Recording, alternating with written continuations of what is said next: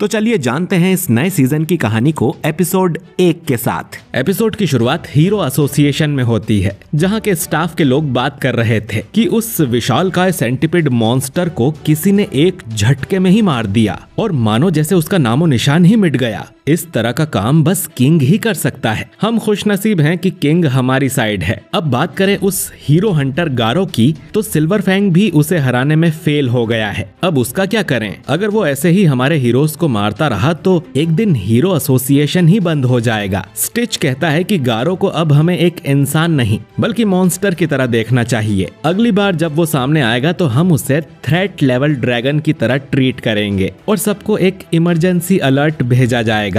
एक आदमी बोलता है कि लेकिन वो है तो एक इंसान ही, एक मामूली इंसान हमारे एस रैंक हीरोज को कैसे हरा सकता है? स्टिच कहता है कि सिल्वर फैंग गारो को हराने में कामयाब नहीं हुआ, लेकिन फिर भी उसने गारो को बहुत ज्यादा घायल कर दिया है, यानी कुछ समय तक वो हमें दिक्कत नहीं देगा, तो हम इसे अपनी जीत समझ सकते हैं। एक आदमी बोलता है कि ब्लास्ट को क्यों नहीं बुलाते, वो एस क्लास का रैंक 1 हीरो है। स्टिच उसे बताता है कि ब्लास्ट अपनी मर्जी का काम ही करता है, उसे ऑर्डर देना नामुमकिन है, उसे किसी की बात सुनना पसंद नहीं है। रजिस्ट्री में भी उसकी आइडेंटिटी के बारे में कुछ नहीं लिखा गया है, लेकिन हमें उस पर पूरा भरोसा है कि जब इंसानियत को सच में उसकी मदद चाहिए होगी तब वो जरूर आएगा। तभी नारिंकी यहाँ आ जाता है, जो कि हीरो एसोसिएशन को चलाने के लिए तगड़ा पैसा देता है और टॉप 3 स्पॉन्सर्स में से एक है। नारिंकी के बेटे को मॉन्स्टर ने किडनैप कर लिया है और 24 घंटे बीत गए हैं, लेकिन अब तक हीरो एसोसिएशन कुछ नहीं कर पाई है। तभी सेकिंगर नाम का एक आदमी बोलता है कि मैं आपसे वादा करता हूँ हम आपके बेटे को बचा लेंगे। वो जल्द ही एक रेस्क्यू मिशन शुरू करने वाला है। इसके बाद वो डार्क शाइन, पिग गॉड और तात्सुमाकी से मिलता है, लेकिन इन्हें ये नहीं पता कि मॉन्स्टर्स का ठिकाना कहाँ पर है। चाइल्ड एम्पेरर उनका अड्डा ढूंढने की कोशिश कर रहा है। तात्सुमाकी कहती है कि उनका अड्डा जरूर घोस्ट टाउन में ही कहीं होगा, तो मैं पूरा टाउन ही उड़ा दूंगी। सेकिंगर उसे मना करता है क्योंकि उन्हें बच्चे को भी बचाना है। तात्सुमाकी कहती है कि मॉन्स्टर्स जरूर मुझसे डर के छुप गए होंगे। सेकिंगर बताता है कि कल ड्राइव नाइट खुद ही छानबीन करने अकेले गया था। उसने हमारी बात नहीं सुनी और वो घोस्ट टाउन में चला गया। उसने आज तक कोई लड़ाई नहीं हारी, तो उसे खुद पर बहुत कॉन्फिडेंस था, लेकिन कल रात से ही हमें उसका कोई सिग्नल नहीं मिल रहा है, यानी जरूर ड्राइव नाइट को किसी ने हरा दिया होगा। तात्सुमाकी कहती है कि हमें जल्दी अटैक करना चाहिए। बाकी हीरोज कहाँ पर हैं? सेकिंगर कहता है कि मॉन्स्टर एसोसिएशन ने हमें 3 दिन का टाइम दिया था, जिसमें से 2 दिन बाकी हैं। बाकी हीरोज भी मिशन के लिए आते ही होंगे। इसके बाद हम एटॉमिक समुराई और उसके स्टूडेंट्स को देखते हैं। वो भी कल से छानबीन करने में लगा हुआ है, लेकिन उसे भी मॉन्स्टर्स एसोसिएशन का हेडक्वार्टर नहीं मिला है। जब तक उनका ठिकाना पता नहीं चलता है, थोड़ा आराम कर लेना चाहिए। तभी अमाई मास्क भी यहाँ आ जाता है, जो कि ए क्लास का रैंक 1 हीरो है। वो कहता है कि मैंने सुना था इस टीम में तगड़े हीरोज होंगे, फिर ये बच्चे यहाँ क्या कर रहे हैं? ये कोई पिकनिक नहीं है जो एटॉमिक समुराई अपने स्टूडेंट्स को भी यहाँ ले आया। ये लोग तुरंत ही मॉन्स्टर्स के हाथों मारे जाएंगे, उसमें कोई दिक्कत नहीं है। लेकिन अगर ये भी किडनैप हो गए या इन्हें सामने करके मॉन्स्टर्स ने हमला किया तो फालतू में हमारा टाइम वेस्ट होगा। तो इन्हें बोल दो कि ऐसा कुछ हो तो खुद ही अपना खेल खत्म कर लें। एटॉमिक समुराई पूछता है कि तुम भी इस मिशन का हिस्सा हो क्या? तो अमाई मास्क कहता है कि हाँ बिल्कुल, उन मॉन्स्टर्स की वजह से मेरा कॉन्सर्ट खराब हुआ है। समुराई कहता है कि मेरे स्टूडेंट्स काफी स्ट्रॉन्ग हैं, मैं उनसे कह दूंगा कि तुम्हें भी प्रोटेक्ट करें। अमाई मास्क बोलता है कि मुझे कम समझने की भूल मत करना, मैं ए क्लास में अपनी मर्जी से हूँ और जब चाहूँ एस क्लास में आ सकता हूँ। आसान शब्दों में कहूँ तो मैं तुमसे भी ज्यादा स्ट्रांग हूँ एटॉमिक समुराई। ये सब सुन समुराई बहुत गुस्सा हो जाता है, लेकिन वो किसी तरह खुद को शांत रखता है। दूसरी तरफ हम पूरी प्रिजनर को देखते हैं, जिसे इस हीरो मिशन में शामिल करने के लिए रिहा किया जा रहा था। पुलिस ऑफिसर कहता है कि एक बिल्ली जैसा मॉन्स्टर था जिसने हमारी जेल के कुछ कैदियों को मॉन्स्टर में बदल दिया था और उन्हें अपने साथ ले गया। जिन ऑफिसर्स ने उन्हें रोकने की कोशिश की उन्होंने अपनी जान गंवा दी। तुम एक हीरो हो ना, तो हमारे लिए भी बदला जरूर लेना। पूरी प्रिजनर कहता है कि मैं उनसे हिसाब जरूर चुकता करूंगा, और ऐसा कहकर वो यहाँ से जाने लगता है। तभी एक कैदी आकर बोलता है कि उसने पूरी प्रिजनर के लिए एक स्वेटर बनाया है, जिसे लेकर पूरी प्रिजनर को बहुत अच्छा लगता है। इधर हीरो एसोसिएशन में चाइल्ड एम्पेरर बाकी स्टाफ को बाहर जाने को बोलता है और फिर चुपके से मेटल नाइट को कॉल करता है। Metal night S class rank 4 hero है। वो मेटल नाइट से कहता है कि तुम्हें मॉन्स्टर हेडक्वार्टर्स के बारे में जरूर पता चल गया होगा, तो हमें बताते क्यों नहीं? हमारे पास ज्यादा टाइम नहीं है और वो उस बच्चे को मार देंगे। मेटल नाइट कहता है कि तुम्हें नहीं बताया तो सिर्फ वो बच्चा मरेगा, लेकिन अगर तुम्हें बता दिया तो तुम सब भी मारे जाओगे। चाइल्ड एम्पायर कहता है कि तो तुम भी इस मिशन को ज्वाइन क्यों नहीं कर लेते? तुम किस चीज से इतना डरे हुए हो? तुम्हारी मशीन बॉडी का क्या हुआ? अगर वो तबाह हो गई है तो ये काम किस मॉन्स्टर ने किया है? जिस पर मेटल नाइट कहता है कि मॉन्स्टर किंग ओरोची ने। उसने सिर्फ एक वार ही किया था और पूरा आर्मर तबाह कर दिया। उन्हें खतरा सिर्फ मॉन्स्टर से नहीं है, कई काली शक्तियां हैं जो दुनिया पर कब्जा करने की फिराक में हैं। जब इंसानियत थोड़ी कमजोर हो जाएगी तो वो सब एक साथ हमला करेंगे और सब कुछ छीन लेंगे। वो चाइल्ड एम्पायर से कहता है कि अपने आसपास किसी पर भरोसा मत करना, अपनी ताकत को बढ़ाओ और उसे सही समय के लिए बचा कर रखो। इतना कहकर वो कॉल कट कर देता है। इधर नारिंकी को हीरो एसोसिएशन पर भरोसा नहीं था और वो खुद अपने बेटे को बचाना चाहता था, तो वो अपनी ही एक प्राइवेट स्क्वाड को घोस्ट टाउन में जाने को बोलता है ताकि वो मॉन्स्टर से लड़के उसके बेटे को बचा लाएं। उसने इन सबको बैटल सूट्स पहनाए हुए थे जिनसे इनकी पावर भी किसी हीरो जितनी हो जाएगी और ये लोग भी मॉन्स्टर्स को मार पाएंगे। अगर ये अपने मिशन में कामयाब होते हैं तो नारिंकी इन्हें मुंह मांगा इनाम देगा और इनकी आने वाली पीढ़ी भी आलीशान जिंदगी जिएगी और ये लोग निकल पड़ते हैं। इसके बाद हम फुबुकी को देखते हैं जो सैतामा के घर अर्जेंट मीटिंग के लिए जाती है। वो देखती है कि सैतामा और किंग तो गेम खेलने में लगे हुए हैं। जेनोस अपने स्क्रू टाइट कर रहा है और सिल्वर फैंग और बॉम्ब यहाँ आराम कर रहे थे, जो देख उसे यकीन नहीं होता कि यहाँ चल क्या रहा है। सैतामा तो उस पर ध्यान भी नहीं देता और किंग के साथ गेम खेलने में लगा रहता है। फुबुकी चिल्ला कर कहती है कि ये एक इमरजेंसी है, हमें मॉन्स्टर एसोसिएशन से लड़ने जाना है और तुम यहाँ बैठ के गेम खेल रहे हो। जेनोस बताता है कि हम भी पावरफुल दुश्मनों से लड़ रहे थे और फ्री नहीं बैठे हैं। सिल्वर फैंग कहता है कि मैं भी सैतामा के साथ लड़ा था, इसीलिए वो मुझे यहाँ आराम करने दे रहा है और पीठ में बहुत दर्द है। बॉम्ब कहता है कि मेरे भी घुटनों की बैंड बज गई है। फुबुकी सोचती है कि देखकर ही लग रहा है कि इन्होंने कोई खतरनाक युद्ध लड़ा है, सबकी हालत खराब है। लेकिन फिर ये टकलू सैतामा कैसे ठीक है? वो पूछती है कि सैतामा को कुछ नहीं हुआ, तो सैतामा कहता है कि मैं तो बिल्कुल ठीक हूँ। वो इन्हें अब मॉन्स्टर एसोसिएशन के बारे में बताती है कि हमें मीटिंग करनी चाहिए। तुम लोगों को कोई न्यूज नहीं मिली क्या? जेनोस कहता है कि कल की लड़ाई में उसका ट्रांसमीटर टूट गया था, बाकी लोग भी यही कहते हैं। फुबुकी बोलती है तो अब हमें क्या करना चाहिए? हीरोज और मॉन्स्टर के बीच युद्ध शुरू होने वाला है। जेनोस बोलता है कि मुझे तो पहले थोड़ा रिपेयर करवाना होगा। सिल्वर फैंग और बॉम्ब भी लड़ने की हालत में नहीं है और किंग भी बहाना मार देता है कि उसे कोई दूसरा काम है, यानी बस फुबुकी और सैतामा ही लड़ने की हालत में है। फुबुकी उसे कहती है कि हीरो एसोसिएशन ने टॉप हीरोज की कोई टीम बनाई होगी, लेकिन अगर हम भी कुछ करते हैं तो हमारी रैंक्स बढ़ जाएंगी। इस बार दुश्मन कोई एक मॉन्स्टर नहीं है, बल्कि वो सब आपस में मिल गए हैं और अपनी एक ऑर्गेनाइजेशन बना ली है और उनका कोई बॉस भी जरूर होगा। सिल्वर फैंग कहता है कि अगर गारो इस मॉन्स्टर ग्रुप के साथ जाके मिल गया तो मुश्किल की बात होगी। बॉम्ब कहता है कि गारो से अकेले लड़ने का मौका अब शायद ही हमें मिले और अगर उनके पास सेंटिपिड जितने और भी स्ट्रॉन्ग मॉन्स्टर हुए तो मैं तो हीरो वाला काम ही छोड़ दूंगा। किंग सैतामा से कहता है कि वो हीरो हंटर भी कल वाली लड़ाई में मौजूद था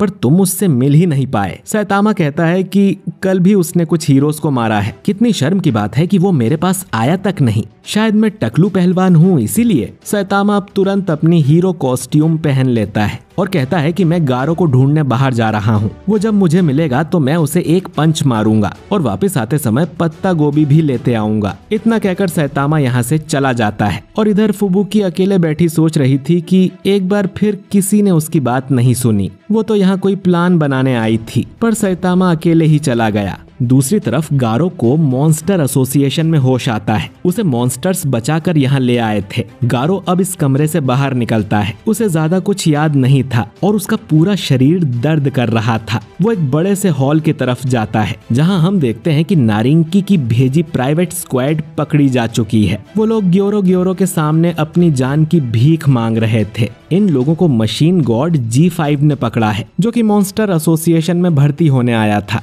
G5 कहता है कि इन लोगों के सूट्स कमाल के हैं, लेकिन ये सिर्फ इनके लिए ही बनाए गए हैं। इनके अलावा और कोई इस सूट्स को इस्तेमाल नहीं कर पाएगा, यानी कि इन्हें जिंदा रखकर ही अपने प्यादों की तरह इस्तेमाल करना होगा। तभी डोएस यहाँ आ जाती है और कहती है कि इनको मैं अपना गुलाम बना लूंगी, और अपनी चाबुक इन पर मारती है और इन्हें अपने वश में कर लेती है। इसके बाद गारो इनके सामने आता है और पूछता है कि तुम लोग मुझसे क्या चाहते हो। ग्योरो बोलता है कि अब उनके पास 30 से भी कम स्ट्रॉन्ग मॉन्स्टर्स बचे हैं। वैसे तो ये लोग अब भी हीरोज को हरा सकते हैं, लेकिन इन्हें एक लीडर और यूनिटी की जरूरत है, और वो चाहता है कि गारो भी इस जगह का लीडर बन जाए। उसे गारो के जैसे ही किसी एंटी हीरो आइडियोलॉजी वाले की तलाश थी। गारो यहाँ का मेंबर बनने को मान जाता है, लेकिन मॉन्स्टर किंग ओरिची की एक शर्त थी। गारो को साबित करना होगा कि वो सच में एक मॉन्स्टर बनने को तैयार है, और उसे एक दिन के अंदर किसी एक हीरो का सिर लाके देना होगा। गारो अब यहाँ से बाहर चला जाता है, और ग्योरो उस पर नजर रखने के लिए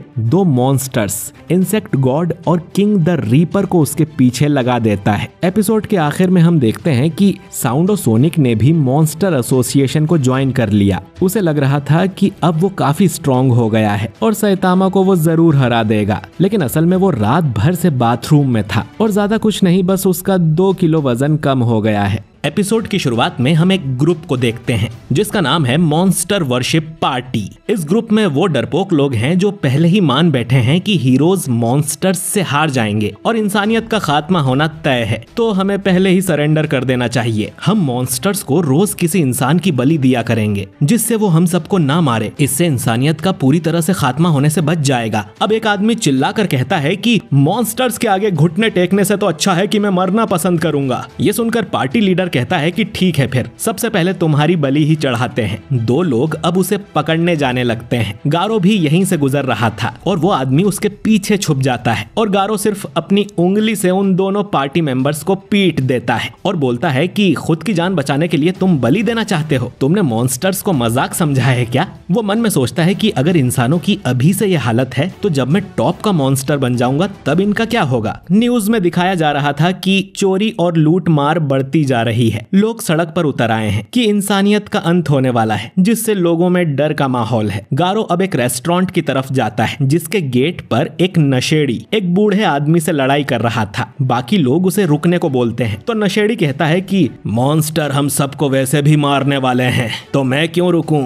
गारो यहाँ आके बोलता है कि तुम मेरे रास्ते में खड़े हो, सामने से हट जाओ। जो सुन वो नशेड़ी अपने चाकू से गारो पर हमला कर देता है, लेकिन गारो उसका चाकू ही तोड़ देता है। जो देख वो नशेड़ी बुरी तरह से डर जाता है। गारो अब रेस्टोरेंट में जाता है और एक बड़ी सी मील ऑर्डर करता है, लेकिन उसे खाने पर भी गारो की भूख नहीं मिटती, तो वो मेन्यू में जो भी है वो सब मंगवा लेता है। ऐसे वो 2-3 बार खाना ऑर्डर करता है, तब जाके उसकी भूख शांत होती है। हम देखते हैं कि सैतामा भी इसी जगह पर नाश्ता करने आया था, लेकिन फिर वो देखता है कि उसके पास अपना वॉलेट तो है ही नहीं। शायद वो पत्ता गोभी लेने गया था, तब उसने अपना वॉलेट सुपरमार्केट में ही कहीं गिरा दिया होगा। अब वो बिल कैसे देगा? तभी रेस्टोरेंट में एक अनाउंसमेंट होता है, हमारे रेस्टोरेंट में सिक्योरिटी के पूरे इंतजाम है, कोई यहाँ पर चोरी करने या मुफ्त खाना खाकर भागने की सोच भी नहीं सकता है। हमारे सिक्योरिटी ऑफिस में एक प्रो हीरो भी बैठा हुआ है, तो यहाँ कोई मुफ्त खोरी करने की सोचना भी मत। ये सुन सैतामा के पसीने छूटने लगते हैं कि अब अगर मैंने वेटर से कहा कि मेरे पास पैसे नहीं है तो उन्हें लगेगा कि मैं डर के मारे अपना जुर्म कबूल कर रहा हूँ। ये तो बहुत बड़ी गड़बड़ हो गई, इतनी बड़ी मुसीबत मुझ पर आज तक नहीं आई, शायद यही मेरा अंत है।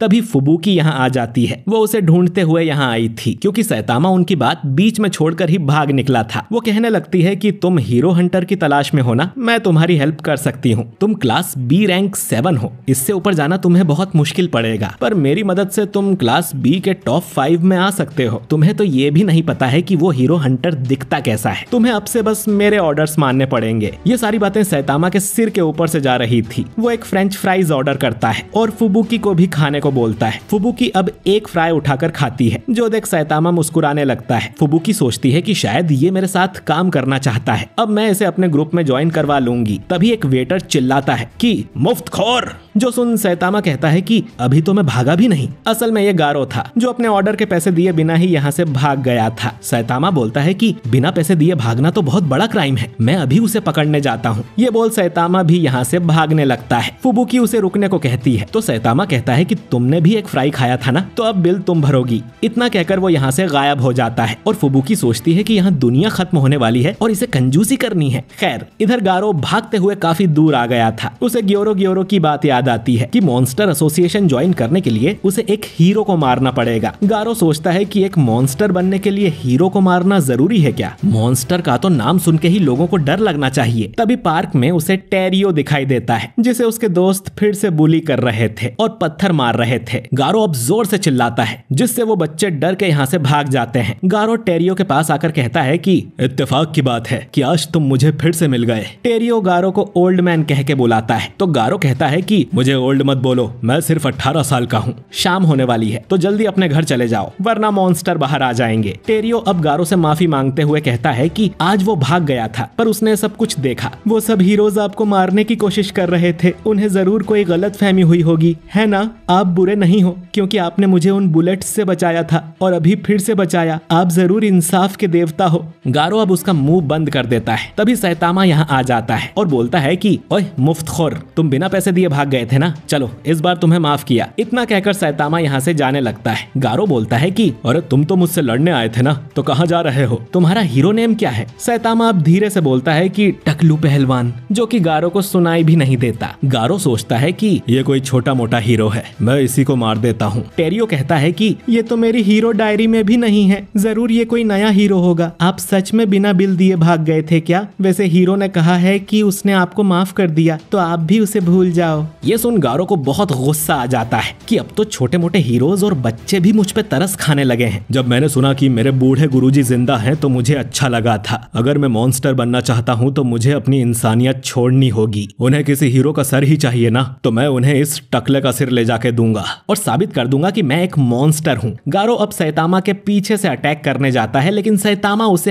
हल्का सा मुक्का मार देता है और बोलता है कि मैं भी बिना बिल दिए भागा हूँ, मैं तुम्हारे साथ दिखना नहीं चाहता। सैतामा के एक मुक्के में ही गारो दूर जाके गिरता है और बेहोश हो जाता है। सैतामा कहता है कि लगता है कि मैंने ज्यादा जोर से मार दिया और इस बच्चे ने सब देख भी लिया। इसके पास तो कोई हीरो वाली डायरी भी है, लगता है मैं अब पकड़ा जाऊंगा। सैतामा उस बच्चे से पूछता है कि क्या तुम्हें मेरा नाम पता है? तो टेरियो बोलता है कि नहीं। सैतामा उसकी डायरी भी देखता है, लेकिन उसमें सैतामा का नाम कहीं नहीं था और वो निराश होकर यहाँ से चला जाता है। कुछ देर बाद गारो को होश आता है, उसे याद भी नहीं था कि उसे किसने मारा था। टेरियो उसे बताता है कि एक टकला हीरो आपको मार के चला गया। तभी यहाँ पर किंग रिपर आता है और बोलता है कि हम तुम्हें बहुत देर से देख रहे थे और तुम हमारे जैसे नहीं हो। इंसेक्ट गॉड भी बोलता है कि तुम एक मॉन्स्टर बनने के लायक नहीं हो। गारो टेरियो से कहता है कि जल्दी यहाँ से भाग जाओ, लेकिन टेरियो के हाथ से उसकी डायरी नीचे गिर जाती है और वो डर के मारे कांपने लगता है और बोलता है कि वो मॉन्स्टर मेरी डायरी में है, उसका नाम किंग रिपर है, उसने कई बच्चों को अगवा किया है। गारो फिर से उसे कहता है कि रोना बंद करो और यहाँ से भागो। रिपर और इंसेक्ट अब गारो की तरफ आने लगते हैं। रिपर कहता है कि मैं इस बच्चे के टुकड़े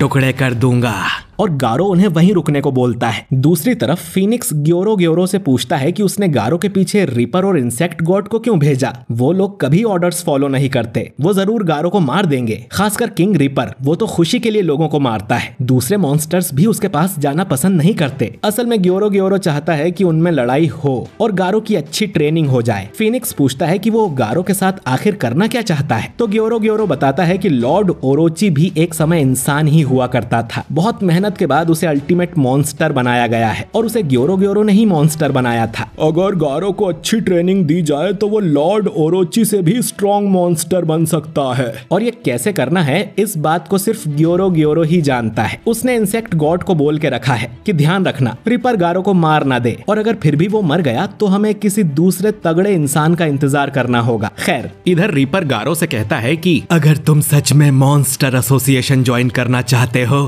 तो इस बच्चे को मार दो और साबित करो कि तुम सच में एक मॉन्स्टर हो। एक मॉन्स्टर के अंदर किसी भी तरह के इंसानी इमोशंस नहीं होते हैं, लेकिन तुमने इस बच्चे की मदद की थी, अब तुम्हें इसे मारना होगा, तभी तुम हमारा भरोसा जीत पाओगे। हमें तुम जैसे अच्छे दिल वाले की जरूरत नहीं है। हम इंसानियत को खत्म करके दुनिया पर कब्जा करना चाहते हैं, जिसके लिए हम किसी को भी मारने को तैयार हैं। तुम तो अभी उस टकले हीरो से ही हार गए थे, तो तुम हमारी क्या ही मदद करोगे। टेरियो भागने की बजाय अब भी रो रहा था। गारो अब उस पे चिल्लाने लगता है कि यहाँ कोई तुम्हारी मदद करने नहीं आएगा, तुम्हें खुद ही अपनी रक्षा करनी होगी। होगी, जिसके लिए तुम्हें स्ट्रॉन्ग बनना होगा। रिपर अब अपनी तलवार से टेरियो पर हमला कर देता है, लेकिन गारो उसे बीच में ही रोककर एक जोरदार लात मारता है, जिससे रिपर दूर जाके गिरता है, लेकिन उसे कुछ नहीं होता। टेरियो अब यहाँ से भाग जाता है। रिपर और इंसेक्ट गॉड गारो से कहते हैं कि अब तुम हमारे दुश्मन हो। गारो उन दोनों से लड़ने को तैयार हो जाता है और वो दोनों साथ में उस पे हमला कर देते हैं। एपिसोड के आखिर में हम ज़ॉम्बी मैन को देखते हैं, जो कि हाउस ऑफ एवोल्यूशन का पता लगा रहा था, जिसे सैतामा सीजन 1 में ही तबाह कर चुका है। उसे आर्मर्ड गोरिल्ला मिलता है, जो बताता है कि हाउस ऑफ एवोल्यूशन तो कब का बंद हो गया है, मैं तो अब इस ढाबे पे काम करता हूँ,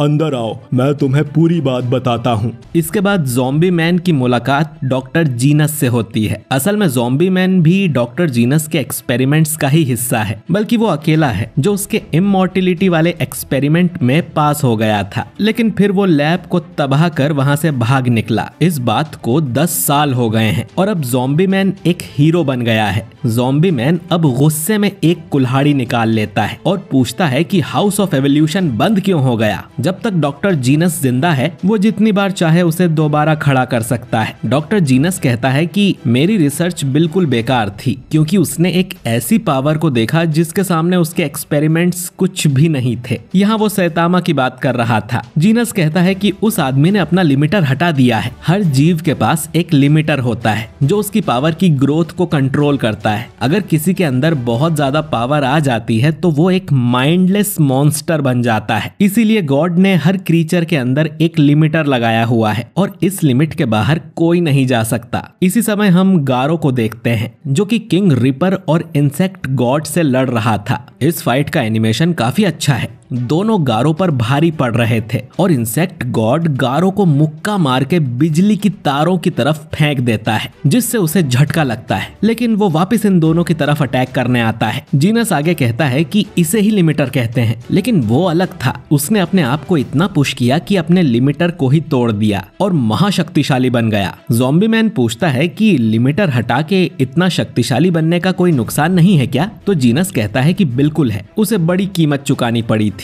अपनी इस शक्ति के बदले वो गंजा हो गया है और उसे अकेलापन भी महसूस होता है। उसने मेरी लैब के सबसे ताकतवर मॉन्स्टर को बस एक पंच में ही हरा दिया था, पर उसके चेहरे पर कोई खुशी नहीं थी। ज़ॉम्बी मैन को ये बातें फालतू लगती हैं। उसने ऐसे कई मॉन्स्टर्स देखे हैं जिनके पास लिमिट से ज्यादा पावर है, जिस पर जीनस समझाता है कि मॉन्स्टर बनने के कई तरीके हैं। कुछ लोग पॉल्यूशन से मॉन्स्टर बनते हैं, या कुछ एक्सपेरिमेंट से, या किसी म्यूटेशन से, लेकिन इसका मतलब ये नहीं कि उनका लिमिटर हट गया है। वो बस एक दूसरी प्रजाति में बदल गए हैं। वो समुद्र वाला क्रीचर या वो एलियन भी एक तरह के मॉन्स्टर ही थे, लेकिन वो जन्म होने के साथ से ही ऐसे हैं, इसीलिए वो इंटेलिजेंट थे। हीरोज के पास भी बहुत पावर होती है, लेकिन वो लोग भी टैलेंट के साथ पैदा होते हैं या किसी दूसरे तरीके से पावरफुल बनते हैं, लेकिन वो अलग था। वो जन्म के साथ से ही एक आम इंसान था। उसकी लाइफ भी काफी नॉर्मल थी और उसके पास कोई स्पेशल टैलेंट्स भी नहीं थे, लेकिन उसने मेहनत करके अपनी लिमिट्स को ब्रेक कर दिया और अपना लिमिटर हटा दिया, जिससे वो महाशक्तिशाली बन गया है। उसके सामने बाकी लोगों की पावर कुछ भी नहीं है और यही सोचकर जीनस ने अपने एक्सपेरिमेंट्स बंद कर दिए थे। वो ज़ॉम्बी मैन से कहता है कि वो आदमी भी एक हीरो है, तुम उससे कभी जरूर मिलोगे। ज़ॉम्बी मैन अब उससे पूछता है कि वो ऑक्टोपस का ढाबा खोल के क्यों बैठ गया। तो जीनस बताता है कि एक्सपेरिमेंट कर उसने ऐसे ऑक्टोपस बनाए जिनके टेंटिकल्स कटने के बाद तुरंत रीजनरेट हो जाते हैं, इसीलिए उसने ऑक्टोपस का ही ढाबा खोल लिया। इधर गारो सोच रहा था कि मैं इन्हें हरा सकता हूँ, ये लोग सिल्वर फैंग जितने स्ट्रॉन्ग नहीं हैं। वहीं इंसेक्ट गॉड कहता है कि मुझे यकीन नहीं होता कि एक इंसान इतना स्ट्रॉन्ग हो सकता है। रीपर कहता है कि अब तक तो हम तुम्हारे साथ खेल रहे थे, असली लड़ाई तो अब शुरू होगी। गारो कहता है कि मैंने तुम्हारे सारे मूव्स देख लिए हैं, अब तुम मुझे छू भी नहीं सकोगे। लेकिन तभी वो देखता है कि टेरियो को एक कीचड़ वाले मॉन्स्टर ने पकड़ लिया है। इसका नाम जेलीफिश है, जिसे गारो ने एक बार मारा था। गारो चिल्लाता है कि उस बच्चे का इन सब से कोई लेना देना नहीं है, और तभी रिपर पीछे से उस पर अटैक कर देता है। इंसेक्ट भी उसे एक जोरदार मुक्का मारता है और रिपर बार बार उसे कट करने लगता है। इंसेक्ट उसे रोकते हुए कहता है कि हमें ऑर्डर्स मिले थे कि इसे मारना नहीं है। रिपर कहता है कि तुम्हें पहले बताना चाहिए था ना,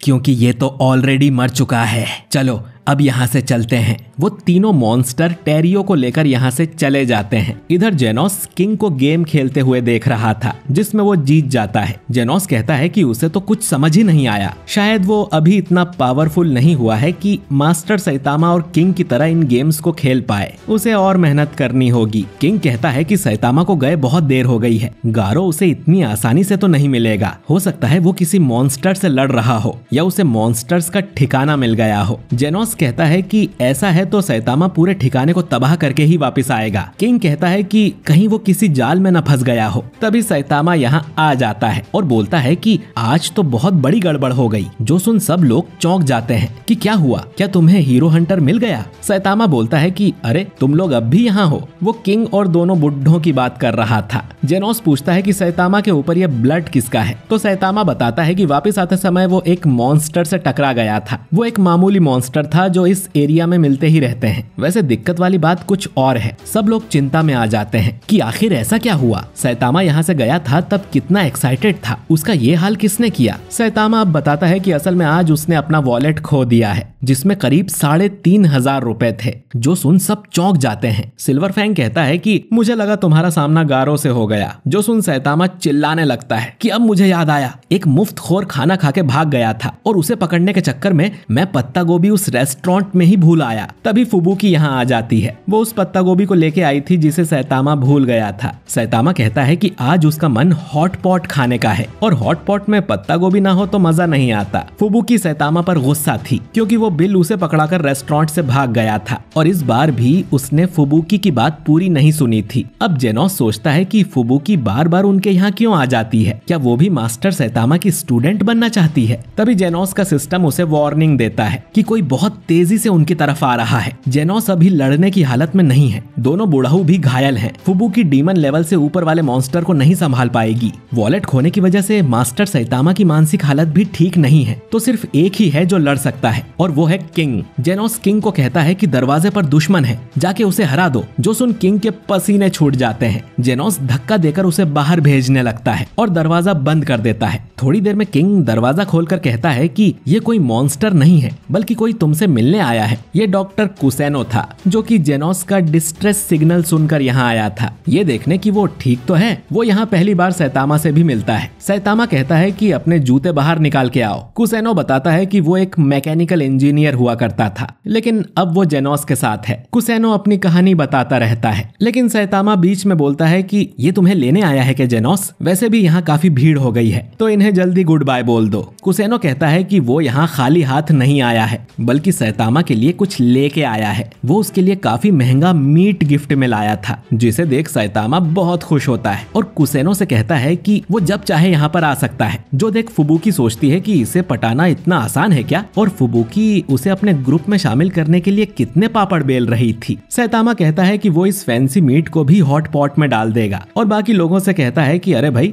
अपने घर जाओ सब, यहाँ धर्मशाला है क्या, निकलो यहाँ से। इधर रीपर और इंसेक्ट ग्योरो को बताते हैं कि गारो उनके टेस्ट में फेल हो गया और उन्हें उसे मजबूरी में मारना पड़ा। ग्योरो पूछता है कि पक्का ना तुमने उसे मार दिया? रीपर कहता है कि उसने डबल चेक तो नहीं किया पर वो जरूर मर गया है। इस बच्चे ने हमें देख लिया था तो हम इसे भी अपने साथ ले आए, मैं आराम से इसे मारूंगा। ग्योरो कहता है कि टाइम पास करना बंद करो, हीरोज को जल्द ही इस ठिकाने का पता चल जाएगा और क्लास एस हीरोज यहाँ आने के लिए निकल पड़ेंगे, तो सब लोग युद्ध के लिए तैयार रहो। हम बाकी मॉन्स्टर्स को भी देखते हैं। फिनिक्स सोचता है कि अगर ओरोची वाली बात सच है तो वो भी किसी दिन मॉन्स्टर किंग बन सकता है। डुएस भी अपने गुलामों से कहती है कि उन सबको कम से कम एक हीरो तो मारना ही है। हम और भी मॉन्स्टर्स को देखते हैं। वो बिल्ली वाला मॉन्स्टर तो पूरी प्रिजनर का इंतजार कर रहा था। खैर रीपर टेरियो को ले जाकर एक जेल में डाल देता है जिसके अंदर पहले से एक बच्चा मौजूद था जिसका नाम वागामा है। ये वही अमीर आदमी का बेटा है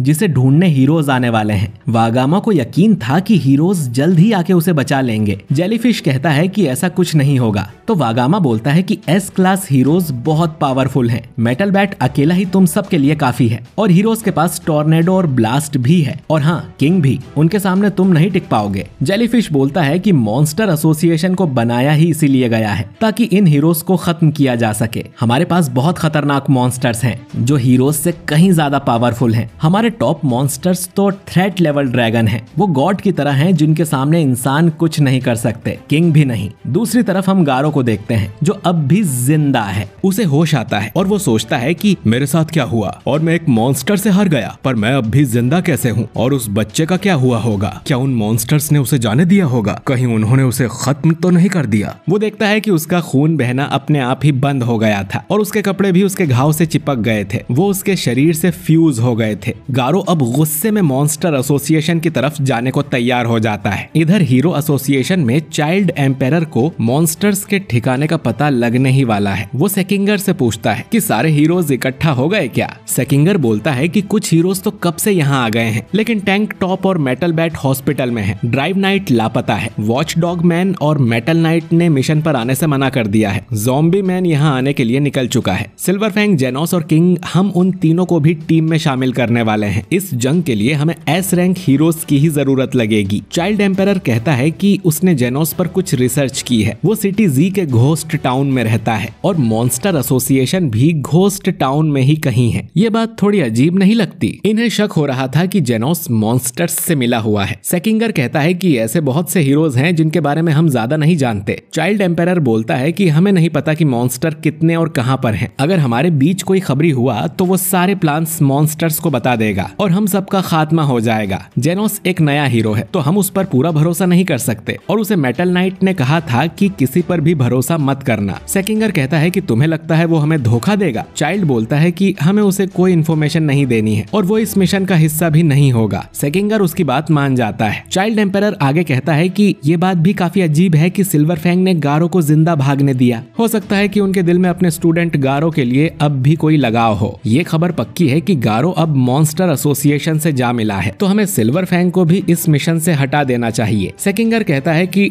ठीक है, लेकिन तुम्हें किंग तो चाहिए ना? चाइल्ड एम्पायर कहता है कि बिल्कुल, किंग तो हमारा हुक्म का इक्का है। सबको बता दो कि मॉन्स्टर का अड्डा जल्दी पता चल जाएगा। सेकिंगर ये बात स्टिच को जाके बताता है कि टीम से सिल्वर फैंग और जेनोस को हटा दिया गया है। बदले में ये क्लास ए से सी के हीरोज को बुलाएंगे ताकि वो एस क्लास को सपोर्ट कर सकें। स्टिच कहता है कि वो लोग फालतू नहीं हैं, वो मारे जाएंगे। तो सेकिंगर बोलता है कि मरने के चांस तो उन सब के हैं जो इस मिशन पर जाने वाले हैं, लेकिन ये रिस्क तो उन पर तब से है जब से उन्होंने हीरो बनने का फैसला किया था। एक बच्चे की जान खतरे में है, उसे बचाने के लिए कुछ कुर्बानी तो देनी ही पड़ेगी। स्टिच कहता है कि अगर हमने और हीरोज खो दिए तो हीरोज की कमी हो जाएगी। सेकिंगर कहता है कि आप उस महाप्रलय वाली भविष्यवाणी से डर रहे हो ना, और आप उसके लिए तैयार रहना चाहते हो, लेकिन मेरे हिसाब से तो ये मॉन्स्टर एसोसिएशन ही वो प्रलय है। इनका सफाया नहीं किया तो ये इंसानियत को खत्म कर देंगे। हमने ये लड़ाई जीत ली तो उस भविष्यवाणी से डरने की जरूरत नहीं है, और वैसे भी इस मिशन का लीडर मैं हूँ। इधर सैतामा के घर पर हॉटपॉट बन के तैयार हो गया था और सब लोग उसे खाने के लिए उस पर टूट पड़ते हैं। फुबुकी मीट लेने की कोशिश करती है तो जेनोस उसे रोक लेता है कि तुम मास्टर का मीट खाने की कोशिश क्यों कर रही हो? तो फुबुकी कहती है कि जेनोस तुम बस एक साइड किक हो। सिल्वर फैंग कहता है कि अरे लड़ाई मत करो और खाने का मजा लो। सैतामा अब कहता है कि एक मिनट रुको, एक बात मुझे परेशान कर रही है कि तुम लोग अब तक मेरे घर पर क्यों हो? किसी दूसरे का खाना खाते हुए तुम्हें शर्म नहीं आती? पत्ता गोभी खत्म हो गई है, अब अपने घर जाओ। फुबुकी बोलती है कि हाँ घर जाओ, यहाँ भीड़ हो गई है। तो सैतामा कहता है कि मैं तुमसे भी बोल रहा हूँ। फुबुकी उस पर ध्यान नहीं देती और बोलती है कि सिल्वर फैंग के बगल में ये बुढ़ा कौन है? अगर तुम मेरा ग्रुप ज्वाइन करना चाहते हो तो पहले इस लायक बनो। वो सोचता है कि तुम्हारा ग्रुप? जेनोस गुस्से में कहता है कि मैं तुम्हें उड़ा दूंगा फुबुकी। तो सैतामा चिल्लाता है कि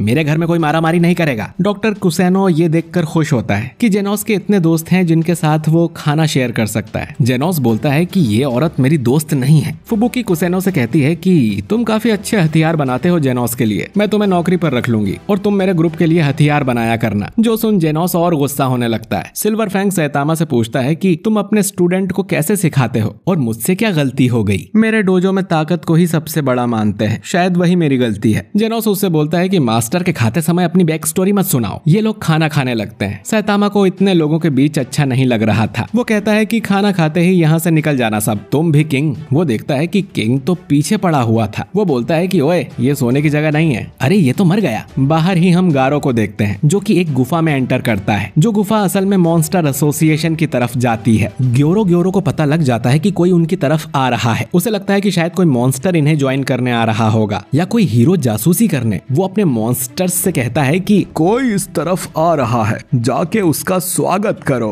अगर मॉन्स्टर हुआ तो मेरे पास ले आना, बाकी तो तुम्हें पता ही है। अगली सुबह सैतामा किंग को जगाता है कि तुम खाने के समय बेहोश हो गए थे, मुझे लगा तुम मर गए। किंग पूछता है कि बाकी लोग कहाँ गए, तो सैतामा बताता है कि डिनर के बाद ही मैंने उन्हें भगा दिया, जेनोस रिपेयर कराने गया है। किंग भी अब यहाँ से जाने लगता है। सैतामा बोलता है कि जाते हुए वो कचरे की थैली लेते जाना और कचरे के डिब्बे में डाल देना, वो यहाँ से थोड़ा दूर है। किंग अब यहाँ से जाने लगता है। किंग सोचता है कि आज तो अच्छी नींद आई, कितनी सुकून वाली सुबह है, लोगों और गाड़ियों का कोई शोर नहीं है। ये घोस्ट टाउन है जहाँ ज्यादातर मॉन्स्टर्स दिखते रहते हैं, जिस वजह से लोग इस एरिया को छोड़कर चले गए हैं। लेकिन किंग के सामने तो अब तक एक भी मॉन्स्टर नहीं आया। शायद सैतामा यहाँ रहता है तो मॉन्स्टर्स डर के मारे इधर नहीं आते होंगे। चूहों वाली जगह पर बिल्ली आ जाए तो चूहे अपने आप गायब हो जाते हैं, पर कुछ चूहे बिल में छुपे भी रहते हैं। शायद मॉन्स्टर भी कहीं छुपे हुए हैं, मुझे तो सोच के ही डर लगता है। किंग सिटी में आकर कचरा डाल देता है और सोचता है कि ऐसे समय पे भी लोग काम पे जा रहे हैं। वो देखता है कि उसके घर के सामने दो लोग खड़े हुए थे। वो दोनों किंग की तरफ भागते हुए आते हैं और कहते हैं कि हम आपका ही इंतजार कर रहे थे, हमने आपको कहाँ कहाँ नहीं ढूंढा। ये लोग हीरो एसोसिएशन से आए थे। किंग कहता है कि मेरा ट्रांसमीटर एक लड़ाई में टूट गया है और मैं कल रात सिटी जी में था। वो लोग देखते हैं कि किंग के कपड़े गंदे हो रहे थे। ये जरूर मॉन्स्टर्स के चीथड़े होंगे, अब जरूर रात भर खतरनाक बैटल लड़ रहे होंगे, जबकि ये तो हॉटपॉट की सब्जियां उस पे गिर गई थी। वो आगे कहते हैं कि आप जरूर थक गए होंगे, लेकिन आपको तुरंत हेडक्वार्टर चलना होगा। इधर नारिंगी सोच रहा था कि उसने अपनी टीम भेजी थी, उनका अब तक कोई फोन नहीं आया है, लगता है वो सब फेल हो गए। उनके पास हाईटेक हथियार थे, अगर वो हार गए तो हीरोज भी क्या कर लेंगे। वो ये बात सेकिंगर को बताता है कि उसे चिंता हो रही है, तो सेकिंगर कहता है कि चिंता मत कीजिए, हम आपके बेटे को बचा लेंगे, हीरोज पे भरोसा रखिए। नारिंगी कहता है कि metal bat S rank hero है, फिर भी हार गया तो मैं तुम पर भरोसा कैसे करूं। मैं तुम्हें कितने भी पैसे देने को तैयार हूं, बस मेरे बेटे को बचा लो, मैं सब कुछ हीरोज के नाम कर दूंगा। तभी हीरोज की टीम यहाँ आती है और कहती है कि उसकी जरूरत नहीं है, जो लोग कमजोर होते हैं वही पैसों के लालच में आते हैं। युद्ध के मैदान में डर का सामना करने के लिए हिम्मत की जरूरत पड़ती है। टॉर्नेडो बोलती है कि उससे ज्यादा ताकत की जरूरत होती है, तो सब कुछ मुझ पे छोड़ दो। एटॉमिक समुराई कहता है कि हमारा मकसद बच्चे को बचाना है, तो हमें टीम की तरह काम करना होगा।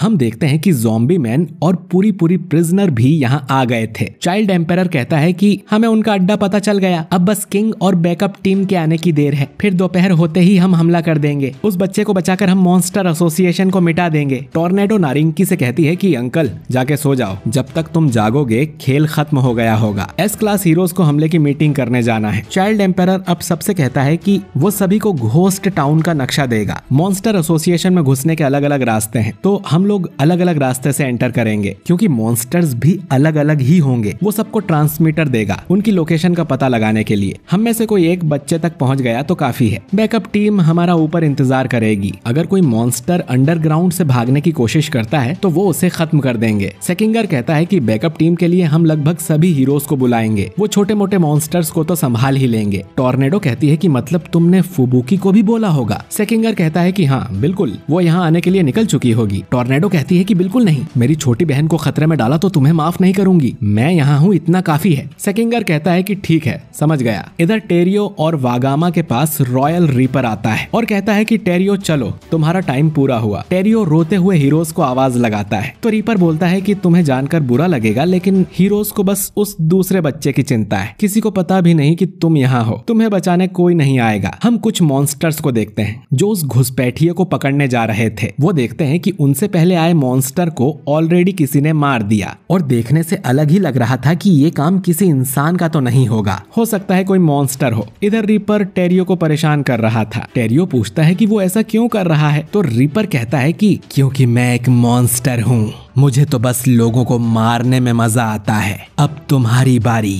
टेरियो रोते हुए चिल्लाता है और तभी गारो दीवार तोड़ते हुए यहाँ आ जाता है। वो रीपर की ब्लेड तोड़ देता है और एक मुक्का मार के रीपर का सिर ही उड़ा देता है और फिर उसके टुकड़े टुकड़े कर देता है। टेरियो उसे देखकर बोलता है कि ओल्ड मैन, और गारो कहता है कि चलो यहाँ से बाहर निकलते हैं बच्चे। टेरियो गारो से पूछता है कि आपको कैसे पता चला कि मैं यहाँ पर हूँ, तो गारो कहता है कि क्योंकि मैं भी एक मॉन्स्टर हूँ। तभी दो मॉन्स्टर्स गारो के सामने आते हैं और गारो एक ही झटके में उन्हें खत्म कर देता है। गारो टेरियो से कहता है कि मैंने अपना बदला ले लिया है और अब मैं यहाँ से बाहर जा रहा हूँ। अगर तुम भी साथ चलना चाहते हो तो अपना मुंह बंद रखना। टेरियो बोलता है कि थोड़ा धीरे चलो, मैं इतना तेज नहीं भाग सकता। गारो बोलता है कि हम एक जगह नहीं रुक सकते वरना ढेर सारे मॉन्स्टर्स हम पर हमला कर देंगे। हमारी किस्मत अच्छी है कि अभी मॉन्स्टर्स भी दूसरे काम में बिजी हैं, तो हम सबसे छोटा रास्ता पकड़कर यहाँ से भाग लेंगे। टेरियो अब रोते हुए बोलता है कि लेकिन यहाँ एक और बच्चा है बिल्कुल मेरी उम्र का, आप उसे नहीं बचाओगे? गारो कहता है कि सुनो बच्चे,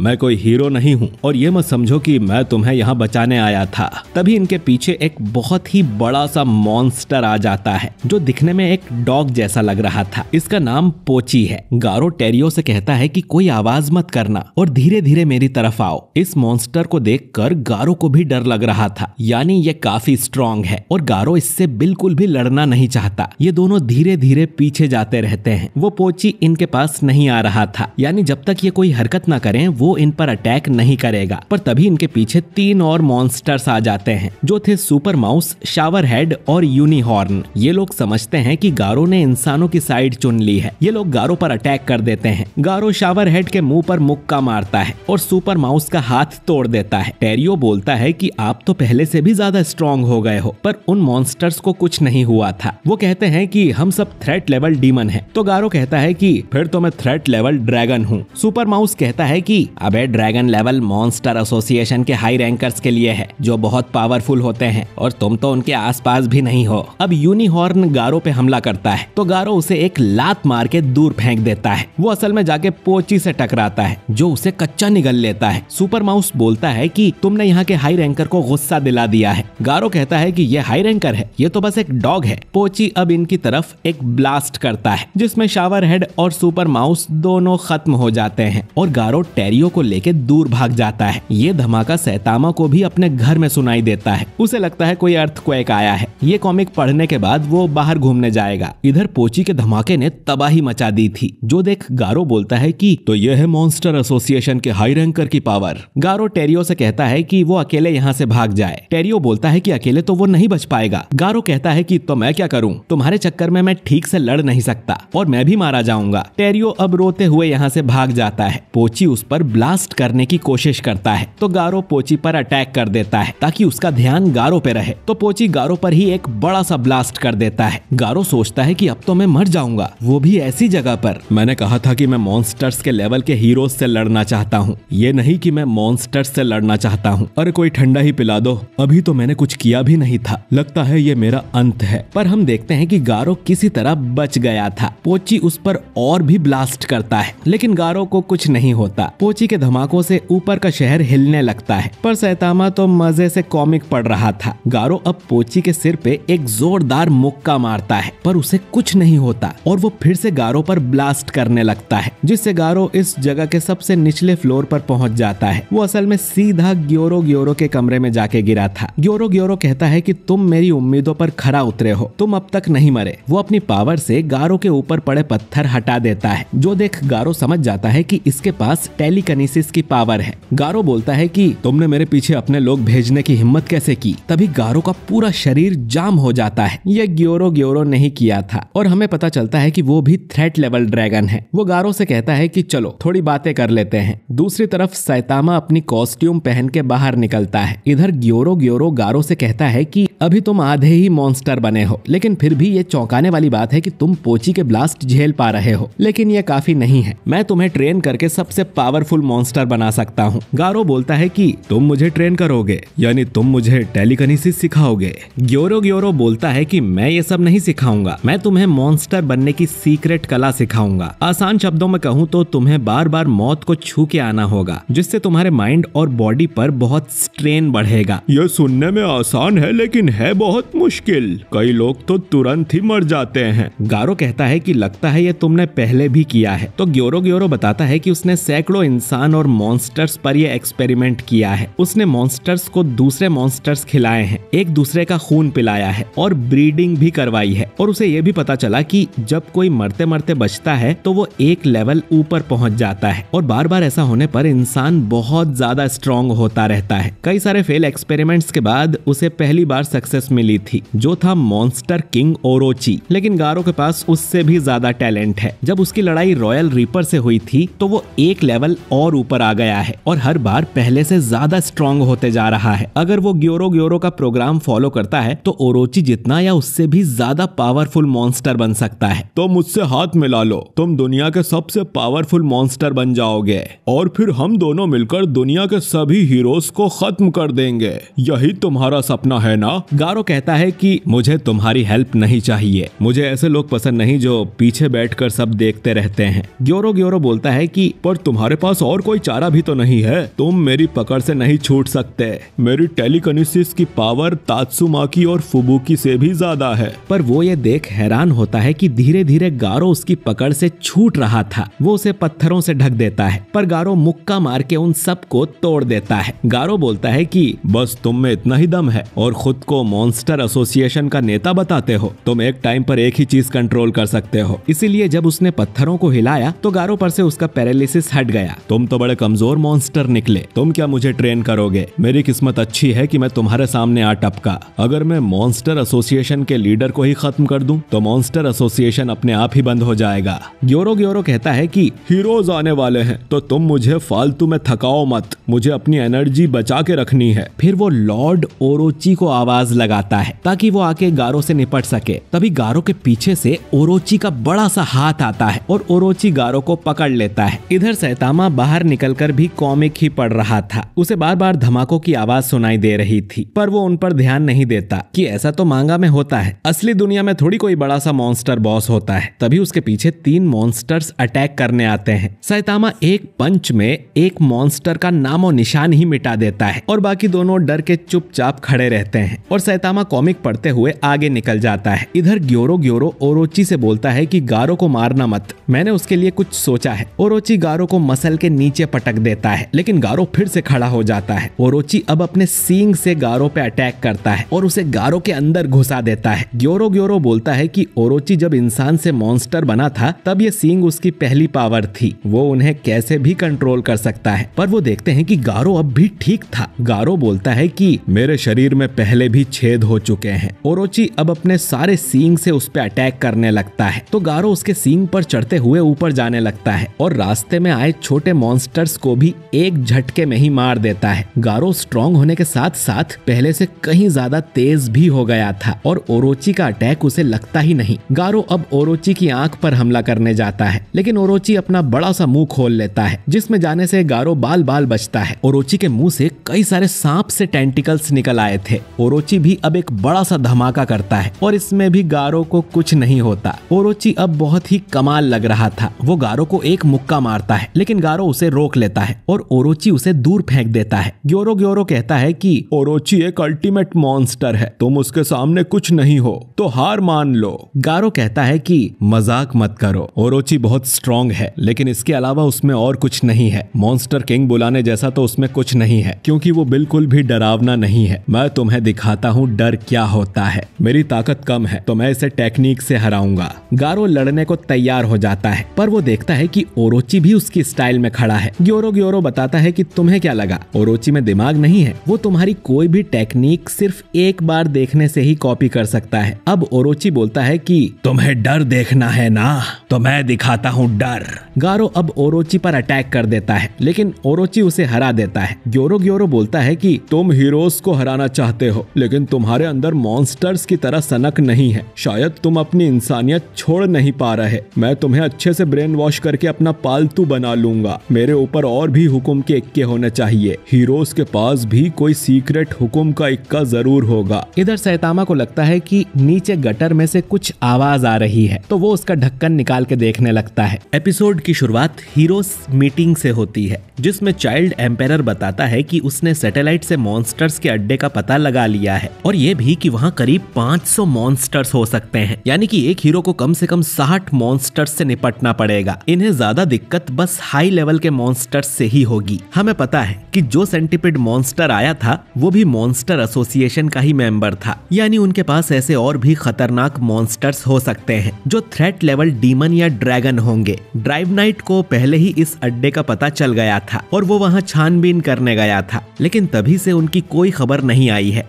हो सकता है मॉन्स्टर्स ने उसे खत्म कर दिया हो। डार्कशाइन कहता है कि वो एक साइबॉर्ग है, तो हो सकता है कि वो अभी मरा नहीं हो और कहीं छुप के बैठा हो। ज़ॉम्बी मैन कहता है कि हमारी हालत भी ड्राइव नाइट जैसी हो सकती है, तो सब लोग संभल के रहना। तात्सुमाकी बोलती है कि वो मुझे नहीं हरा पाएंगे, फिर भी अगर इनके सामने कोई मॉन्स्टर आए तो इन्हें उसे तुरंत ही मार देना है। पूरी प्रिजनर कहता है कि मेरे कुछ साथियों को मॉन्स्टर बना के वहां ले जाया गया है, मैं उनको बचाना चाहता हूँ, तो अगर तुम्हें कोई मॉन्स्टर जेल वाली यूनिफॉर्म में दिखे तो मुझे बता देना। एटॉमिक समुराई कहता है कि मेरा भी एक पुराना दोस्त मॉन्स्टर बन गया है, पर मैं उसे मारने को तैयार हूँ। मॉन्स्टर बनने के बाद उनका कोई इलाज है क्या? पूरी प्रिजनर कहता है कि मैं उन्हें जादू की झप्पी और पप्पी दे के देखूंगा, हो सकता है कि वो होश में आ जाए। फ्लैशी फ्लैश कहता है कि मॉन्स्टर किंग ओरोची और ग्योरो जरूर थ्रेट लेवल ड्रैगन होंगे, हमें उनसे अकेले नहीं लड़ना है। तात्सुमाकी कहती है कि अरे फाइनल बॉस को मैं संभाल लूंगी, तुम लोग छोटे मोटे मॉन्स्टर्स को मार के मेरा रास्ता साफ कर देना। ज़ॉम्बी मैन कहता है कि ध्यान रखो कि हम वहाँ एक बच्चे को बचाने जा रहे हैं, तो कोई इतना बड़ा अटैक मत कर देना कि पूरी जगह ही तबाह हो जाए। चाइल्ड एम्पायर कहता है कि वो अंडरग्राउंड अड्डा बहुत बड़ा है, ये तो बताना मुश्किल है कि फाइनल बॉस कहाँ पर होगा।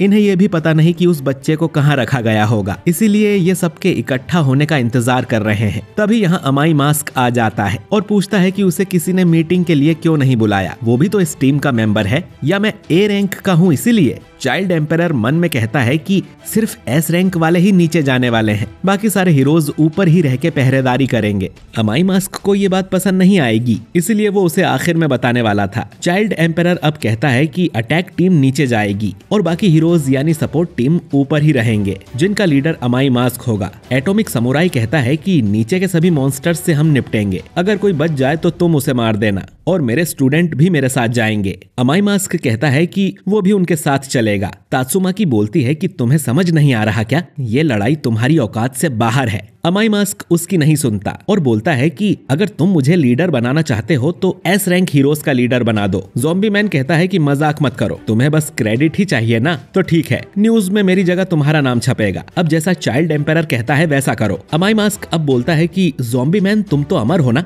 कहीं तुम भी तो मॉन्स्टर नहीं, तुम फाइट में अच्छे हो इसीलिए एस रैंक में हो, तुम्हारी बाकी पावर्स के बारे में हम नहीं जानते, हम तुम पे भरोसा कैसे करें कि तुम हमारी साइड हो। और बाकी हीरोज बहस करने लगते हैं। अमाई मास्क बोलता है कि तुम्हें कंट्रोल में रखने के लिए एस रैंक हीरो बनाया गया है, वरना तो पता नहीं तुम अपनी पावर्स से क्या ही कर दो, तो मुझे अपना लीडर बना लो। फ्लैशी फ्लैश अब गुस्से में उससे लड़ने को भी तैयार हो जाता है, पर तभी इन्हें आवाज आती है कि किंग यहाँ आ चुके हैं। अमाई मास्क उससे भी कहता है कि तुम भी अब मेरे ऑर्डर मानोगे, पर तुमसे यह बदबू किस चीज की आ रही है और तुम इतने गंदे क्यों हो। किंग बोलता है कि मैं घर भी नहीं पहुंचा और मुझे यहाँ बुला लिया गया, तो मुझे कपड़े बदलने का टाइम भी नहीं मिला। अमाई मास्क पूछता है कि तुम इतना लेट क्यों हो गए, अब तक क्या कर रहे थे। किंग बोलता है कि कुछ खास नहीं, बस मैं सिटी जी में था और मस्त हॉट पॉट। और इतने में ही पीछे का आदमी बोलने लगता है कि किंग पूरी रात मॉन्स्टर से लड़ रहे थे, उनके कपड़ों में जो दाग है वो मॉन्स्टर्स का खून है, ये बहुत थक गए थे और हम इन्हें यहाँ ले आए। किंग मन में सोचता है कि ये लोग हमेशा गलत बात का ढिंढोरा क्यों पीटते हैं। अमाई मास्क सुन के हैरान हो जाता है कि ये पूरी रात लड़ रहा था, वो भी अकेला। तात्सुमाकी भी ये सुन इम्प्रेस हो जाती है और अमाई मास्क बोलता है कि मेरे मन में आपके लिए इज्जत बढ़ गई है कि एस रैंक में ऐसे बहादुर हीरो भी हैं। किंग के लिए मैं इस झगड़े को यहीं खत्म करता हूँ। इतना बोल के वो यहाँ से चला जाता है, पर कहता है कि मैं अटैक टीम के साथ फिर भी नीचे जाऊंगा। खैर सपोर्ट टीम भी अब यहाँ आ गई थी और हीरोज के निकलने का समय हो गया था। सेकिंगर कहता है कि वो भी हीरोज के साथ जाएगा, जो सुन स्टिच बोलता है कि मुझे लगा तुम सिर्फ फेम और प्रमोशन के भूखे हो। सेकिंगर कहता है कि इसमें तो कोई शक नहीं है, अगर मॉन्स्टर एसोसिएशन को हरा दिया तो मुझे प्रमोशन मिल ही जाएगा और मेरा नाम भी इतिहास के पन्नों में लिखा जाएगा। सेकिंगर अब सपोर्ट हीरोज के पास जाता है और उनसे कहता है कि तुम्हारा काम होगा कोई भी मॉन्स्टर भागने की कोशिश करे तो उसे खत्म कर देना। जैसे ही एस क्लास हीरोज अंदर जाके बच्चे को बचा लेंगे, फिर तुम लोगों का काम होगा उसे सुरक्षित यहाँ हेडक्वार्टर्स में लेके आना। नीडल स्टार कहता है कि इतने खतरनाक मॉन्स्टर्स के सामने जाके हम बहुत बड़ा रिस्क ले रहे हैं, तो मिशन के बाद हमारी रैंकिंग बढ़नी चाहिए। सेकिंगर कहता है कि मैं प्रॉमिस करता हूँ तुम्हारी रैंकिंग बढ़ जाएगी। तभी स्टिच को पता चलता है कि बैंग और बॉम्ब भी यहाँ आ गए हैं। सिल्वर फैंग कहता है कि अरे मेरा फोन टूट गया है, तो नया मिलेगा क्या। और गारो का कुछ पता चला कि वो मॉन्स्टर एसोसिएशन में है कि नहीं। स्टिच मना कर देता है क्योंकि इन दोनों को मिशन के बारे में कुछ नहीं बताना है, क्योंकि सिल्वर फैंग ने गारो को जिंदा छोड़ दिया था, जिस वजह से ये लोग अब उस पर भरोसा नहीं करते। ये बात सिल्वर फैंग भी समझ जाता है। तभी किंग यहाँ आ जाता है। वो असल में इस रूम में छुपने आया था ताकि उसे मिशन पर ना जाना पड़े, पर वो देखता है कि यहाँ तो बैंग और बॉम्ब बैठे हैं किंग अब इन्हें गलती से बता देता है कि सभी एस रैंक हीरोज एक मिशन पर जाने वाले हैं। सिल्वर फैंग उससे बाकी चीजें भी उगलवा लेता है कि अरे हमने साथ में हॉट पॉट खाया है, मुझसे क्या छुपाना, और किंग इन्हें सब कुछ बता देता है। सिल्वर फैंग पूछता है कि क्या सैतामा जानता है कि मॉन्स्टर का अड्डा उसी के घोस्ट टाउन में है। किंग बोलता है कि मुझे नहीं लगता, अगर उसे पता होता तो अब तक वो अकेला ही वहाँ चला गया होता। मिशन शुरू होते ही सभी हीरोज अलग अलग रास्ते में एंटर करेंगे। किंग बोलता है कि सैतामा, जेनोस और आप दोनों भी मेरे साथ चलो, पर ये हीरो एसोसिएशन के ऑर्डर्स के खिलाफ होगा। सिल्वर फैंग कहता है कि गारो भी वही है ना, तो हम जरूर तुम्हारे साथ चलेंगे। किंग कहता है कि ठीक है, फिर हम सैतामा के घर पे मिलते हैं। इतना कह के वो चला जाता है और सोचता है कि चलो अच्छा है। इसके बाद सभी हीरोज मिशन के लिए निकल पड़ते हैं। इधर फुबुकी सैतामा के घर की तरफ जा रही थी। तात्सुमाकी के कहने पर उसे सपोर्ट टीम से बाहर कर दिया गया है, जो बात फुबुकी भी समझ गई थी, लेकिन उसे भी मॉन्स्टर एसोसिएशन से पुराना हिसाब बराबर करना है और वो अपने नए ग्रुप की मदद से बदला लेके रहेगी। इसके बाद हम जेनोस को भी देखते हैं, जिसने अपनी नई बॉडी बनवा ली थी और अब उसकी पावर और भी ज्यादा बढ़ गई है। लेकिन ये आर्मर डॉक्टर कुसेनो ने जल्दी जल्दी में बनाया है, तो जेनोस अपनी फुल पावर का इस्तेमाल 10 सेकंड से ज्यादा नहीं कर सकता, वरना आर्मर टूटने लग जाएगा और अगर उसका एनर्जी कोर फट गया तो जेनोस की मौत भी हो सकती है। जेनोस और फुबुकी अब रास्ते में एक दूसरे से मिल जाते हैं। जेनोस बोलता है कि अब तुम्हें क्या चाहिए, ये मत सोचो कि तुम जब चाहे मुंह उठा के यहाँ आ सकती हो। फुबुकी कहती है कि तुम भी तो यहीं पड़े रहते हो ना, तो जेनोस कहता है कि वो मेरे मास्टर हैं और मैं कमरे का आधा रेंट भी देता हूँ। फुबुकी बोलती है कि कौन सा रेंट, इस बिल्डिंग का तो कोई मालिक ही नहीं है और सैतामा यहाँ बिना परमिशन के रहता है, वो तुम्हें स्कैम कर रहा है। ये दोनों अंदर जाते हैं और वहाँ सैतामा था ही नहीं। जेनोस सोचता है कि सैतामा कहाँ जा सकता है, आज तो कोई सेल भी नहीं लगी है। तभी यहाँ बैंग और बॉम्ब भी आ जाते हैं और बोलते हैं कि हम किंग के साथ मॉन्स्टर्स के अड्डे पर हमला करने जा रहे हैं और जेनोस भी इनके साथ चलने को तैयार था। तभी किंग भी यहाँ आ जाता है और उसे पता चलता है कि सैतामा तो यहाँ है ही नहीं। अब हम क्या करें, उसके वापस आने का इंतजार करें या उसके बिना ही मिशन पर चलें? फुबुकी कहती है कि हमें सैतामा का इंतजार करना चाहिए, ये फाइट बहुत ही तगड़ी होगी और हमें सैतामा की जरूरत पड़ सकती है। हम पूरे ग्रुप के साथ जाएंगे, पर उसकी फिर से कोई नहीं सुनता और चारों आपस में ही बात करने लगते हैं। जेनोस कहता है कि आप लोग आगे जाओ, मैं मास्टर सैतामा का इंतजार करूंगा और फिर हम दोनों भी अटैक कर देंगे। किंग मन में सोचता है कि सैतामा के बिना जाने का मतलब ही क्या है, तुम कहाँ हो सैतामा? और हम देखते हैं कि सैतामा तो पहले ही गटर में उतर चुका है। इधर बाकी हीरोज भी घोस्ट टाउन में आ गए थे। चाइल्ड एम्पायर पूछता है कि किंग कहाँ गया, तो एक आदमी बोलता है कि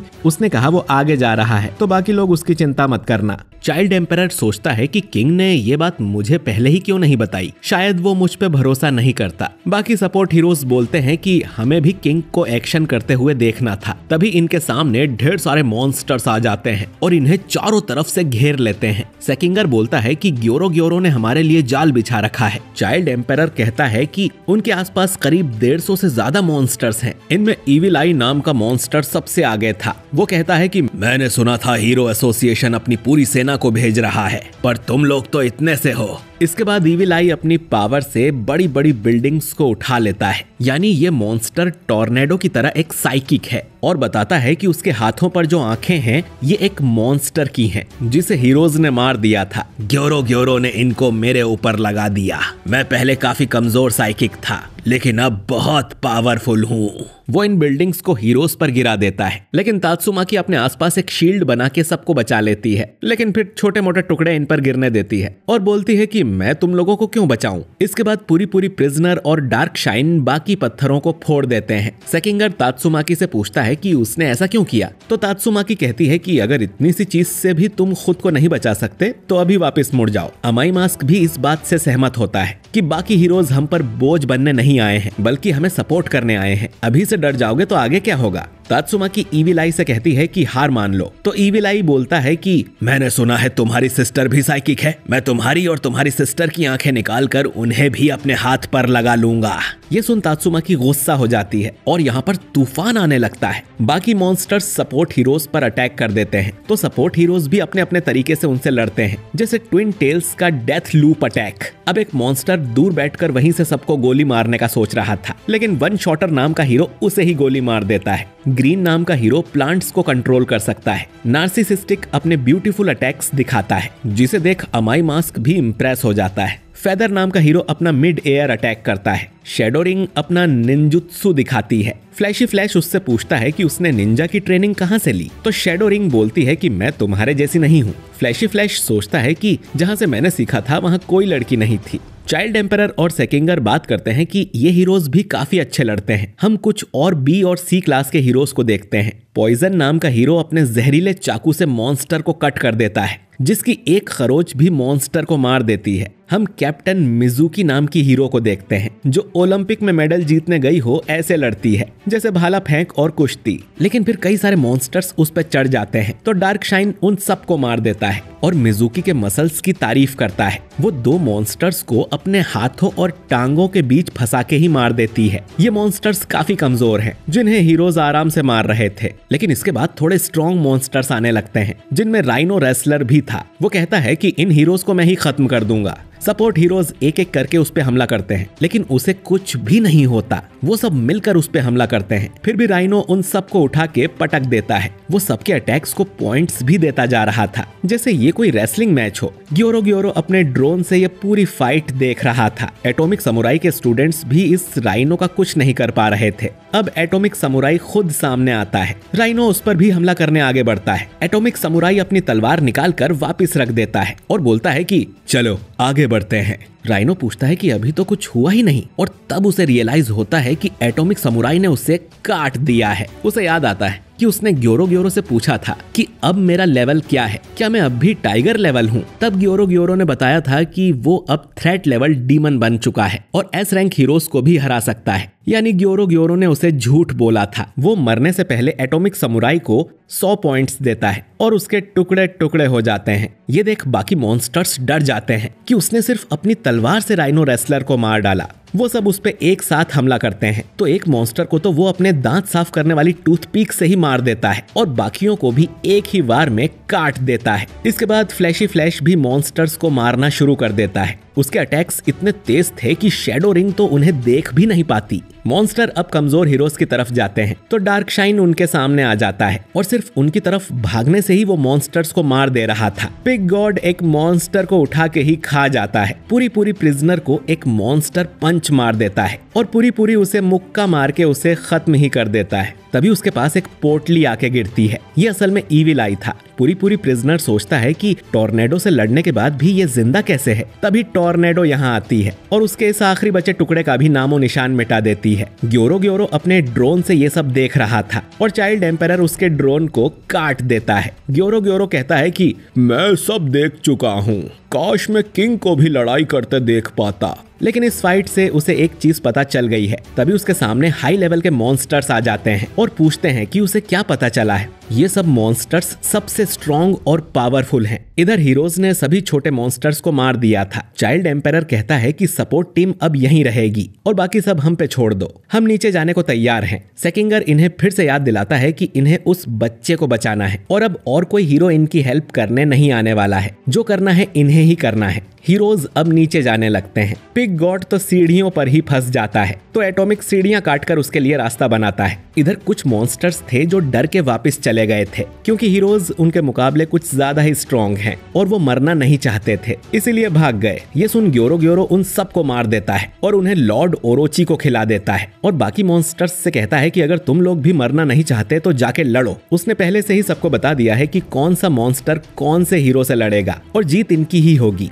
ये लोग मामूली इंसानों से नहीं हार सकते। असली लड़ाई तो अब शुरू होगी। हम देखते हैं कि सभी एस रैंक हीरोज अलग अलग गुफा से यहाँ आ गए थे। बाकी सपोर्ट हीरोज बाहर ही खड़े हुए थे और ये बात कर रहे हैं कि एस रैंक हीरोज सभी मॉन्स्टर्स को हरा पाएंगे कि नहीं। फ्लैशी फ्लैश अपने ट्रांसमीटर डिवाइस को देखते हुए याद करता है कि चाइल्ड एम्परर ने इन्हें बताया था कि ये अंडरग्राउंड गुफा बहुत ही बड़ी है और इन्हें अपनी लोकेशन का खुद ही ध्यान रखना होगा, क्योंकि और कोई इन्हें बचाने नहीं आएगा। तभी उसके सामने कुछ मॉन्स्टर्स आ जाते हैं और बोलते हैं कि अरे तुम तो वो super fast hero flashy flash हो ना, हमें पहले से ही पता था कि तुम इस रास्ते से आने वाले हो। फ्लैशी फ्लैश एक पल में ही इन तीनों को मार के आगे बढ़ जाता है। तभी उसके सामने हेलफायर फ्लेम और गेल विंड आ जाते हैं। फ्लैश उन्हें भी तुरंत मारने की कोशिश करता है, लेकिन वो दोनों आराम से बच जाते हैं और बोलते हैं कि ये तुम्हारी टॉप स्पीड थी क्या? तुम फाइनल 44 हादसे के लिए जिम्मेदार हो ना, इसलिए हम तुम्हें मारना चाहते हैं। फ्लैश और फ्लेम फिर अपनी तलवारों से फाइट करना शुरू कर देते हैं और विंड भी अपने मकड़ी के जाले से फ्लैश को मारने की कोशिश करता है, लेकिन वो बच जाता है। विंड बोलता है कि हमने सोचा नहीं था कि तुम ऐसे अकेले ही हमला कर दोगे, तुम्हें खुद पर कुछ ज्यादा ही कॉन्फिडेंस है। विंड सोच रहा था कि वो फ्लैश को किसी कीड़े की तरह अपने जाल में फंसा लेगा, लेकिन फ्लैश अपने अटैक से आसपास की दीवारें ही तोड़ देता है। फ्लैश इनसे पूछता है कि तुम लोग विलेज से हो क्या और तुमने मुझे मारने के लिए मॉन्स्टर एसोसिएशन ज्वाइन किया है।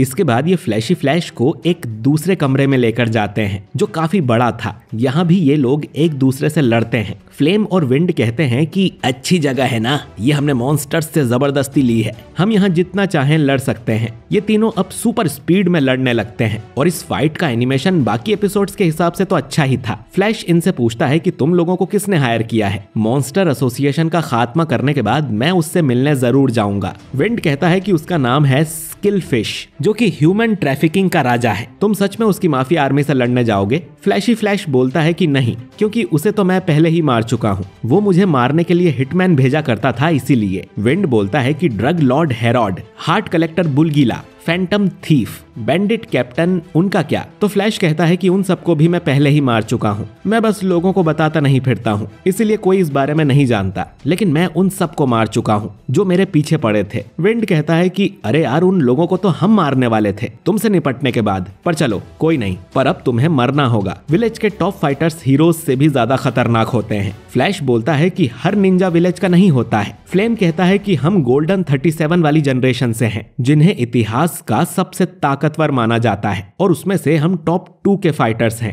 और तुम जनरेशन 44 के नंबर 1 फाइटर हो। देखते हैं तुम हमारे सामने कितनी देर तक टिक पाते हो। कुछ देर बाद फ्लैश कहता है कि जरा अपनी मॉन्स्टर पावर तो दिखाओ। पहली फाइट से ही मैं समझ गया था कि तुम हाल ही में मॉन्स्टर बने हो, तो तुम्हें अपनी टॉप स्पीड की आदत नहीं है, इसीलिए तुम मुझे इस खुली जगह में लेके आए हो, लेकिन मॉन्स्टर बनने से तुम मुझसे बेहतर नहीं हो जाओगे। ये दोनों अब अपने मॉन्स्टर वाले रूप में आ जाते हैं और इनका थ्रेट लेवल ड्रैगन था। ये लोग अब सुपर स्पीड में फ्लैश पर हमला कर देते हैं। फ्लेम एक बड़ा सा अटैक उस पर करता है, लेकिन फ्लैश को कुछ नहीं होता। लेकिन फ्लैश के अटैक से फ्लेम की तलवार टूट जाती है। फ्लैश कहता है कि तुम्हारी स्पीड तो बढ़ गई, लेकिन दिमाग अब भी स्लो है। स्पीड और पावर दोनों में ही फ्लैश इन पर भारी पड़ रहा था, बल्कि इन दोनों के अलावा और कोई भी मॉन्स्टर होता तो अब तक हार गया होता। फ्लैश बोलता है कि तुम्हें अब भी लगता है कि तुम मुझे मार सकते हो। फ्लेम और विंड कहते हैं कि बहुत हुआ एक निंजा की तरह लड़ना, अब हम तुमसे एक मॉन्स्टर की तरह लड़ेंगे, जो कि बहुत ही ज्यादा खतरनाक होगा। अब हम अपनी मैक्सिमम स्पीड में तुम पर तब तक हमला करेंगे जब तक तुम मर नहीं जाते, और तुम्हें पता चलेगा कि एक इंसान और एक मॉन्स्टर में क्या फर्क होता है। दोनों अब फ्लैश पर अटैक कर देते हैं और उसकी तलवार भी उससे दूर कर देते हैं। ये फ्लैशी पर भारी पड़ रहे थे,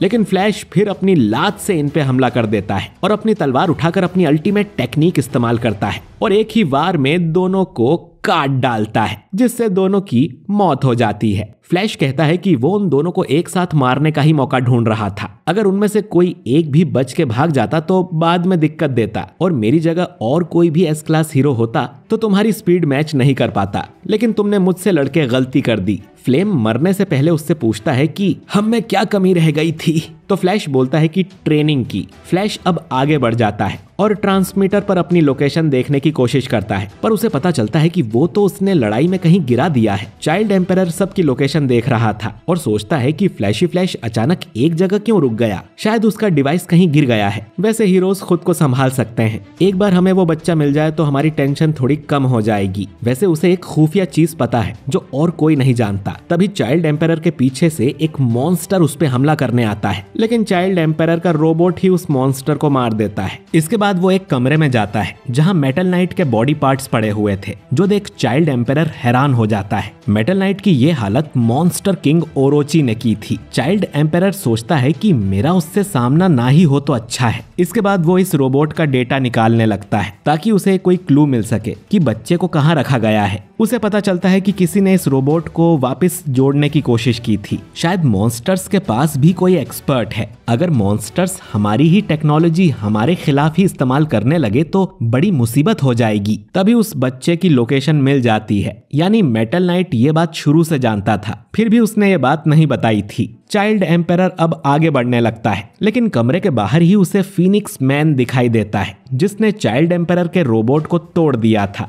वो कहता है कि तुम यहाँ मजे करने आए थे क्या? तुम तो बच्चे हो, तुम्हें किसी चीज की चिंता नहीं होगी, लेकिन मैं बच्चों को भी नहीं छोड़ता हूँ। चाइल्ड एम्पेरर पूछता है कि तुम लीडर्स में से एक हो क्या? तो फीनिक्स बोलता है कि मुझे उनके नीचे का मैनेजर समझ लो, पर मेरी इज्जत लीडर्स के जितनी ही है। ये सारी बातें तुम बच्चे को समझ में नहीं आएगी। तुम एक समझदार बच्चे हो जो एस क्लास हीरो बन के फेमस हो गए, लेकिन तुम्हारा घमंड ही अब तुम्हारे अंत का कारण बनेगा। तुम्हें बड़े लोगों की बात को ज्यादा सीरियसली नहीं लेना चाहिए था। मेरा नाम है फीनिक्स मैन। मैंने ये बर्ड कॉस्ट्यूम पहनी थी और उतार ही नहीं पाया, और कब एक मॉन्स्टर बन गया खुद को भी नहीं पता चला, और जल्द ही मैं मॉन्स्टर किंग ओरोची के जितना पावरफुल हो जाऊंगा। वो अब अपनी चोंच से चाइल्ड एम्पेरर को मारने जाता है, लेकिन उसके सामने एक शील्ड थी। चाइल्ड एम्पेरर कहता है कि तुम बात कर रहे थे, इतनी देर में मैंने इस शील्ड को सेट कर दिया था। ये पन्नी जितनी पतली होती है, जिसे आप अपने बैग में भी रख सकते हो। मैंने सोचा था मैं तुम्हें जिंदा अपने साथ लेके जाऊंगा, पर तुमने तो मेरा मूड खराब कर दिया। तभी उसके बैग में से कुछ हथियार निकलते हैं, जिनसे वो फीनिक्स मैन की बैंड बजा देता है। इधर वागामा की जेल के बाहर कुछ मॉन्स्टर बैठे हुए थे, और उसकी जेल के अंदर एक मेंढक उछलते हुए आता है, जो कि उसके मुंह से चिपक जाता है। तभी इस कमरे में पॉइजन गैस भर जाती है, जिसे सूंघने से सारे मॉन्स्टर्स बेहोश हो जाते हैं, और चाइल्ड एम्पेरर जेल को काट कर वागामा के पास आ जाता है। वो मेंढक वाला मास्क भी उसी ने भेजा था। पर तभी जेलीफिश यहाँ आके चाइल्ड एम्पेरर पे हमला कर देता है, लेकिन चाइल्ड अपनी शील्ड से खुद को बचा लेता है। इसके बाद वो अपनी लेजर वाली तलवार से जेलीफिश को काट देता है, लेकिन उसे कोई फर्क नहीं पड़ता। पॉइजन गैस का भी उस पे कोई असर नहीं हुआ था। जेलीफिश बोलता है कि तुम मेरा कुछ नहीं बिगाड़ सकते। किसने सोचा था कि एक क्लास एस हीरो को हराना इतना आसान होगा? पर तभी वो देखता है कि चाइल्ड एम्पेरर उसके अंदर पेट्रोल भर रहा था, जिसके बाद वो उसमें आग लगा देता है और वागामा को लेकर यहाँ से जाने लगता है। वागामा कहता है कि तुमने आने में कितनी देरी कर दी। चाइल्ड एम्पेरर को महसूस होता है कि आगे कोई मॉन्स्टर है, तो वो पहले अपने रिमोट कंट्रोल्ड टैंक को आगे भेजता है, जिसे वो मॉन्स्टर तुरंत ही तबाह कर देता है। ये मॉन्स्टर था machine God G5। Child emperor सोचता है कि ये एक रोबोट है, तो वो उसे करंट लगा के उसे बंद करने का सोचता है, लेकिन G5 अपनी तलवार से उसके डिवाइस को काट देता है और इन दोनों की तरफ बढ़ने लगता है। चाइल्ड एम्पेरर अब अपने 3 रोबोट डॉग्स को बाहर निकालता है, जो कि आपस में मिलकर एक बड़े रोबोट बन जाते हैं। चाइल्ड एम्पेरर अब मिसाइल फायर कर G5 को चिपका देता है और रोबोट डॉग उस पर बड़ा सा हमला करता है, और चाइल्ड एम्पेरर वागामा को लेकर यहाँ से भाग जाता है और सोचता है कि अभी वो डिस्ट्रैक्ट नहीं हो सकता। अभी उसका मिशन सिर्फ वागामा को सेफ जगह पहुंचाना है। वागामा चाइल्ड एम्पेरर से पूछता है कि वो उस रोबोट G5 से लड़ने रुका क्यों नहीं। चाइल्ड एम्पेरर कहता है कि वो मॉन्स्टर काफी स्ट्रॉन्ग था, उससे लड़ने में काफी समय जाता, और अभी मॉन्स्टर से लड़ना उतना जरूरी नहीं है। वागामा पूछता है कि लेकिन मॉन्स्टर्स को मारना तो हीरोज का काम है ना। चाइल्ड एम्पेरर बोलता है कि तुम सही हो, लेकिन तुम्हें सुरक्षित ऊपर पहुंचाना ही मेरा मिशन है, और ये टाइम लड़ने का नहीं है। भागते हुए वागामा थक गया था। रास्ते में उन्हें फीनिक्स मैन की बॉडी भी मिलती है, जिसे देख वागामा डर जाता है। चाइल्ड एम्पेरर बोलता है कि डरो मत, मैं उसे पहले ही मार चुका हूँ। वागामा बोलता है कि ये तो दिखने में डोंकन बर्ड जैसा है। चाइल्ड एम्पेरर पूछता है कि ये कोई फेमस कैरेक्टर है क्या। वागामा बताता है कि ये एक पुराने कॉमेडी शो का मैस्कॉट है, जिसमें डोंकन बर्ड मोटी बुद्धि का होता है और हमेशा मरता रहता है, लेकिन वो काफी मोटी चमड़ी का है, तो वो अगले एपिसोड में जिंदा हो जाता है जैसे कुछ हुआ ही ना हो। ये सुन चाइल्ड एम्पेरर को थोड़ी टेंशन हो जाती है। वागामा कहता है कि ये तो सिर्फ टीवी शो में हुआ करता था, और ये दोनों आगे बढ़ जाते हैं। चाइल्ड एम्पेरर मन में सोचता है कि मॉन्स्टर्स का कोई ठिकाना नहीं होता है, हमें तो ये भी नहीं पता कि वो मॉन्स्टर्स बनते कैसे हैं। क्या पता फीनिक्स मैन जिसने बर्ड का कॉस्ट्यूम पहना था वो बिल्कुल अपने कैरेक्टर जैसा ही हो। और तभी इनके पीछे फीनिक्स मैन की बॉडी चमकने लगती है और वो वापस जिंदा हो जाता है। वो बोलता है कि ग्योरो ने कहा था कि तुम्हें मौत को छूकर वापस आना होगा। यही सीक्रेट है एक मॉन्स्टर के पावरफुल होने का। हम देखते हैं कि फीनिक्स मैन अब बिल्कुल ही अलग दिख रहा था और उसका थ्रेट लेवल भी अब बढ़ के ड्रैगन हो गया था। चाइल्ड एम्पेरर अब अपनी शॉटगन निकालकर उस पे हमला करता है, लेकिन फीनिक्स मैन अपनी हीट ब्लास्ट से उसकी गोलियां ही जला देता है और चाइल्ड एम्पेरर खुद को और वागामा को अपने छाते वाली शील्ड से बचा लेता है। वो वागामा को शील्ड के अंदर ही रहने को बोलता है और फीनिक्स मैन से लड़ने को तैयार हो जाता है। फीनिक्स मैन फिर से उस पर अपना चोंच वाला अटैक करने जाता है और इस बार वो चाइल्ड एम्पेरर की सारी शील्ड्स भी तोड़ देता देता है और चाइल्ड एम्पायर को दूर फेंक देता है। फिनिक्स मैन अपनी ये नई पावर देख बहुत खुश हो जाता है और सोचता है कि अब तो मुझसे ऊपर कोई भी नहीं है, मैं नंबर 1 हूँ, और जोर जोर से हंसने लगता है। चाइल्ड एम्पायर रोने लग जाता है तो फिनिक्स मैन कहता है कि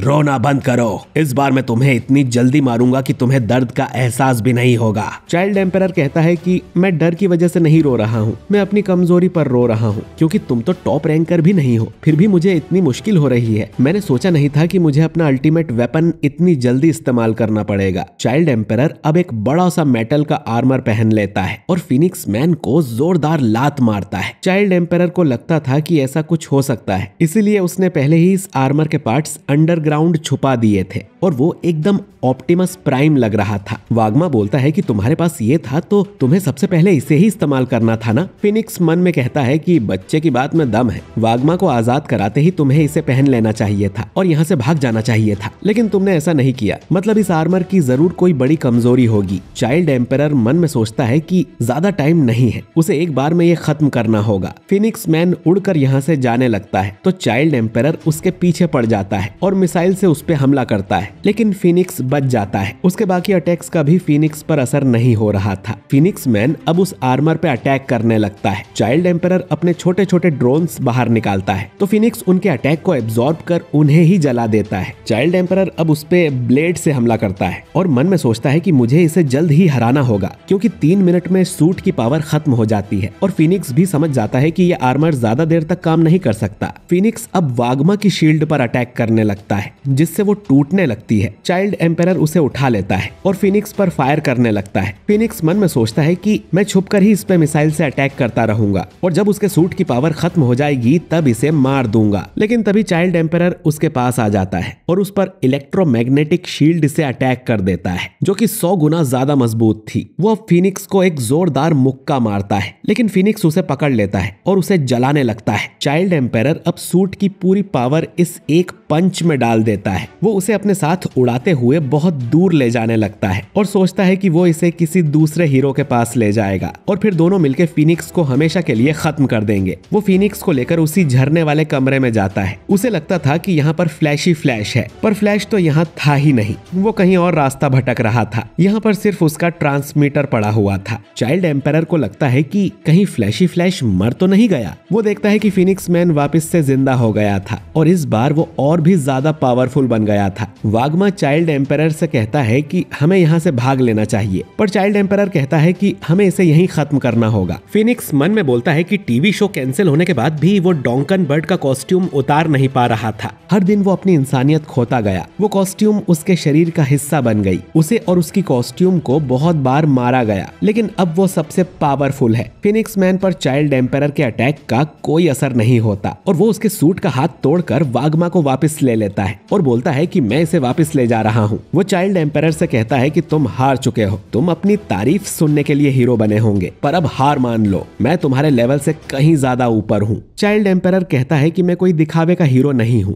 फिनिक्स मैन बोलता है कि मुझे लगा था तुम हार मान लोगे, क्योंकि अब तुम्हारे पास कोई रास्ता नहीं है। चाइल्ड एम्पायर कहता है कि मैं उस लड़ाई में टाइम वेस्ट करता ही नहीं जिसे मैं जीत ना सकूं। वो मन में सोचता है कि इसकी पावर, स्पीड और आर्मर काफी अच्छे हैं। इसे ये भी पता है कि मेरे सूट की लिमिट खत्म होने वाली है, लेकिन मेरे पास अब भी मौका है। फिनिक्स मैन अब चाइल्ड एम्पायर को शुक्रिया करता है उसे इतना पावरफुल बनाने के लिए। वो अब अपनी एक नई पावर का इस्तेमाल करता है। असल में इनके नीचे कई सारे मॉन्स्टर्स की लाशें पड़ी हुई थी। फिनिक्स मैन उन लाशों को जिंदा कर देता है जो कि ज़ॉम्बीज की तरह चाइल्ड एम्पायर के सूट पर अटैक करने लगते हैं। फिनिक्स मैन कहता है कि अब मैं इमॉर्टल फिनिक्स बन चुका हूँ, मैं अपनी लाइफ एनर्जी को अब बाहर भी निकाल सकता हूँ, जिससे ये बाकी के लोग ज़ॉम्बीज की तरह जिंदा हो गए हैं। उसे खुद नहीं पता उसने ये कैसे किया। चाइल्ड एम्पायर इन ज़ॉम्बीज को मारने लगता है और फिनिक्स मैन को अपने पुराने दिनों की याद आती है जब उसे बेइज्जत करके टीवी शो से निकाल दिया गया था। फिनिक्स मैन अब उड़कर यहाँ से जाने लगता है। वो खुद को गॉड समझ रहा था, क्योंकि ऐसी पावर तो ग्योरो और ओरोची के पास भी नहीं है। तभी उसके सामने चाइल्ड एम्पायर के ड्रोन्स आ जाते हैं जो ट्रांसफॉर्म होकर एक बड़ी सी ड्रिल बनाते हैं और फिर उस पर अटैक कर देते हैं। चाइल्ड एम्पायर के सूट में अब बस 10 सेकंड की ही पावर बची थी। वो अपने सूट से कहता है कि सारी पावर इस एक अटैक में डाल दे। वो अपने लिए एक नया हाथ मंगवाता है और फिर उससे कामेहामेहा वाला अटैक करता है, जिससे फिनिक्स मैन बुरी तरह से जल जाता है ये अटैक इतना पावरफुल था कि अंडरग्राउंड से निकलता हुआ आसमान तक चला जाता है। इस अटैक में चाइल्ड एम्पायर का सूट खराब हो गया था और उसकी पावर भी खत्म हो जाती है। वो सोचता है कि उसे दुश्मन को हल्के में नहीं लेना चाहिए। पता नहीं बाकी हीरोज का क्या हाल होगा, पर तभी वो देखता है कि इतना बड़ा अटैक करने से भी फीनिक्स मैन मरा नहीं था। वो बोलता है कि तुमने मेरी कॉस्ट्यूम जला दी, इसीलिए मुझे बच्चे पसंद नहीं है। चाइल्ड एम्पायर सोचता है कि अब तो सच में हार मान लेनी चाहिए, क्योंकि उसके इतने बड़े अटैक से भी फीनिक्स को कुछ नहीं हुआ। फीनिक्स बोलता है कि तुमने मेटल नाइट को देखा है ना, मॉन्स्टर एसोसिएशन की टेक टीम अब तुम्हारे भी सारे हथियारों को निकाल लेगी, तो अब तुम सीधे तरीके से मेरे पास आ जाओ तो मैं तुम्हें आसान मौत दूंगा। चाइल्ड एम्पायर उसे मना कर देता है क्योंकि उसका बैकअप बस आने ही वाला है। फीनिक्स अब उस पे अपनी चोंच से अटैक करने जाता है और उसके सूट के टुकड़े टुकड़े कर देता है, जिससे चाइल्ड एम्पायर अपने सूट से बाहर आके गिरता है। फीनिक्स मैन बोलता है कि तुम्हें क्या लगा तुम रोबोट के अंदर छुप कर बच जाओगे, अब बारी है तुम्हें सजा देने की। और तभी वो जोर जोर से हंसने लगता है। वागमा पूछता है कि इसे क्या हुआ। चाइल्ड एम्पायर कहता है कि ये मेरा गुदगुदी वाला रोबोट है, जब वो अपनी चोंच मारने आया था तब मैंने ये उसकी कॉस्ट्यूम में डाल दिया था। ये उसे तब तक गुदगुदी करता रहेगा जब तक वो मर न जाए। डोंकन बर्ड भले ही मोटी बुद्धि का है, लेकिन अंदर से काफी सेंसिटिव है। फीनिक्स मैन अब गुस्से में अपनी कॉस्ट्यूम ही फाड़ देता है और यही चाइल्ड एम्पायर का प्लान था। बाकी कॉस्ट्यूम अब चाइल्ड एम्पायर खुद अपने हाथों से फाड़ने लगता है। खैर, हम देखते हैं कि फीनिक्स मैन ने गलती से फ्लेम और विंड को भी जिंदा कर दिया था। दूसरी तरफ सैतामा भी इसी जगह पर घूम रहा था और वो सोचता है कि पहले यहाँ इतनी जोर की आवाज आ रही थी और अब यहाँ पानी भी टपकने लगा। तभी उसे फ्लेम और विंड सामने से भागते हुए नजर आते हैं। उन्हें खुद समझ नहीं आता कि उनके साथ हुआ क्या। वो तो फ्लैश से लड़ रहे थे और अब वो नंगे कैसे हो गए। इसके पीछे जरूर फ्लैश का ही हाथ होगा। तभी उन्हें अपने सामने सैतामा दिखाई देता है। वो तुरंत उस पर हमला कर देते हैं, लेकिन सैतामा को फर्क नहीं पड़ता। फ्लेम और विंड कहते हैं कि पहले तो हम उस फ्लैशी फ्लैश को मारना चाहते हैं, तो तुमसे हम बाद में निपटेंगे। इतना कहकर वो दोनों यहाँ से भाग जाते हैं। सैतामा सोचता है कि यहाँ अंडरग्राउंड में ये नंगे क्यों दौड़ रहे हैं। इधर चाइल्ड एम्पायर ने फीनिक्स मैन की पूरी कॉस्ट्यूम निकाल दी थी, तो अब उसकी पावर भी चली गई होगी और ये अब वापस से जिंदा नहीं होगा। वागमा बोलता है कि एस क्लास हीरो होकर भी तुम्हारी हालत पतली हो गई थी, मैं तो डर गया था। चाइल्ड एम्पायर अब सबको बताता है कि उसने वागमा को ढूंढ लिया है और उसे लेकर वो ऊपर जा रहा है। बाकी हीरोज मॉन्स्टर्स का ध्यान भटकाते रहे और ध्यान रहे कि दुश्मन खतरनाक हो सकता है। तभी उसे ज़ॉम्बी मैन का मैसेज आता है जो कहता है कि शुक्रिया, तुम्हारे बिना हम ये नहीं कर सकते थे। तो सबकी तरफ से वो चाइल्ड एम्पायर को थैंक यू बोलता है। चाइल्ड एम्पायर अब वागमा से बोलता है कि मैं तुमसे पूछना भूल गया, मॉन्स्टर्स ने सिर्फ तुम्हें ही किडनैप किया था ना। वागमा उसे टेरियो के बारे में कुछ नहीं बताता। चाइल्ड एम्पायर बोलता है कि ठीक है, फिर यहाँ से बाहर निकलते हैं। एपिसोड की शुरुआत में हम ज़ॉम्बी मैन को देखते हैं जो कि छोटे मोटे मॉन्स्टर्स को मारते जा रहा था। एक टेंटिकल मॉन्स्टर ज़ॉम्बी मैन के हाथों में छेद कर देता है, लेकिन ज़ॉम्बी मैन उसे गोली मार देता है। ज़ॉम्बी मैन कहता है कि वो लड़ाई के लिए नहीं बना है, बल्कि उसे तो अंडरकवर वाला काम करना ज्यादा अच्छा लगता है। कुछ और मॉन्स्टर उस पे हमला करने आते हैं, लेकिन ज़ॉम्बी मैन सबको खत्म कर देता है। कुछ देर चलने पर उसे बड़ा सा दरवाजा मिलता है, जिसे खोलकर ज़ॉम्बी मैन अंदर चला जाता है। अंदर उसे एक बैट लटका हुआ दिखाई देता है जो कहता है कि मैं तुम्हारा ही इंतजार कर रहा था। इस मॉन्स्टर का नाम है वैम्पायर और इसका थ्रेट लेवल है डीमन। इनकी लड़ाई देखने बाकी मॉन्स्टर्स भी जमा हुए थे, बल्कि वो तो चाह रहे थे कि लड़ाई में वैम्पायर मारा जाए। वैम्पायर कहता है कि ये सब साले जलते हैं मुझसे। बाकी मॉन्स्टर्स बोलते हैं कि तुम दोनों आपस में लड़ो और तुम में से जो भी बचेगा उसे हम सब मिलकर मार देंगे। वैम्पायर पूछता है कि क्या तुम एस रैंक हीरो हो, तुम्हारा नाम क्या है। ज़ॉम्बी मैन अब तुरंत ही उसे गोली मारने की कोशिश करता है, लेकिन वैम्पायर पहले ही उसके पीछे आकर उसे काट लेता है। वो ज़ॉम्बी मैन का खून पीने लगता है, लेकिन उसका स्वाद वैम्पायर को बहुत ही बेकार लगता है। सबको लगता है कि ज़ॉम्बी मैन मारा गया, लेकिन ज़ॉम्बी मैन उठ खड़ा होता है। वैम्पायर बोलता है कि मैं मॉन्स्टर एसोसिएशन का अकेला असली मॉन्स्टर हूँ, क्योंकि मेरे पूर्वज भी वैम्पायर हुआ करते थे। ज़ॉम्बी मैन फिर से उसे गोली मारता है, लेकिन वैम्पायर उन गोलियों को अपने हाथों से ही पकड़ लेता है और उन्हें वापस फेंककर ज़ॉम्बी मैन को ही मार देता है और बाकी लोगों से कहता है कि मेरे लिए तालियां बजाओ। पर वो ये देख हैरान हो जाता है कि ज़ॉम्बी मैन फिर से उठ गया था। वैम्पायर कहता है कि तुम जिंदा कैसे हो, वो गोलियां तो तुम्हारे सिर के आर पार हो गई थी और मैंने तुम्हारे गले पर भी काटा था। कहीं तुम वो हीरो तो नहीं जिसे सब लोग अमर कहते हैं। समझ गया,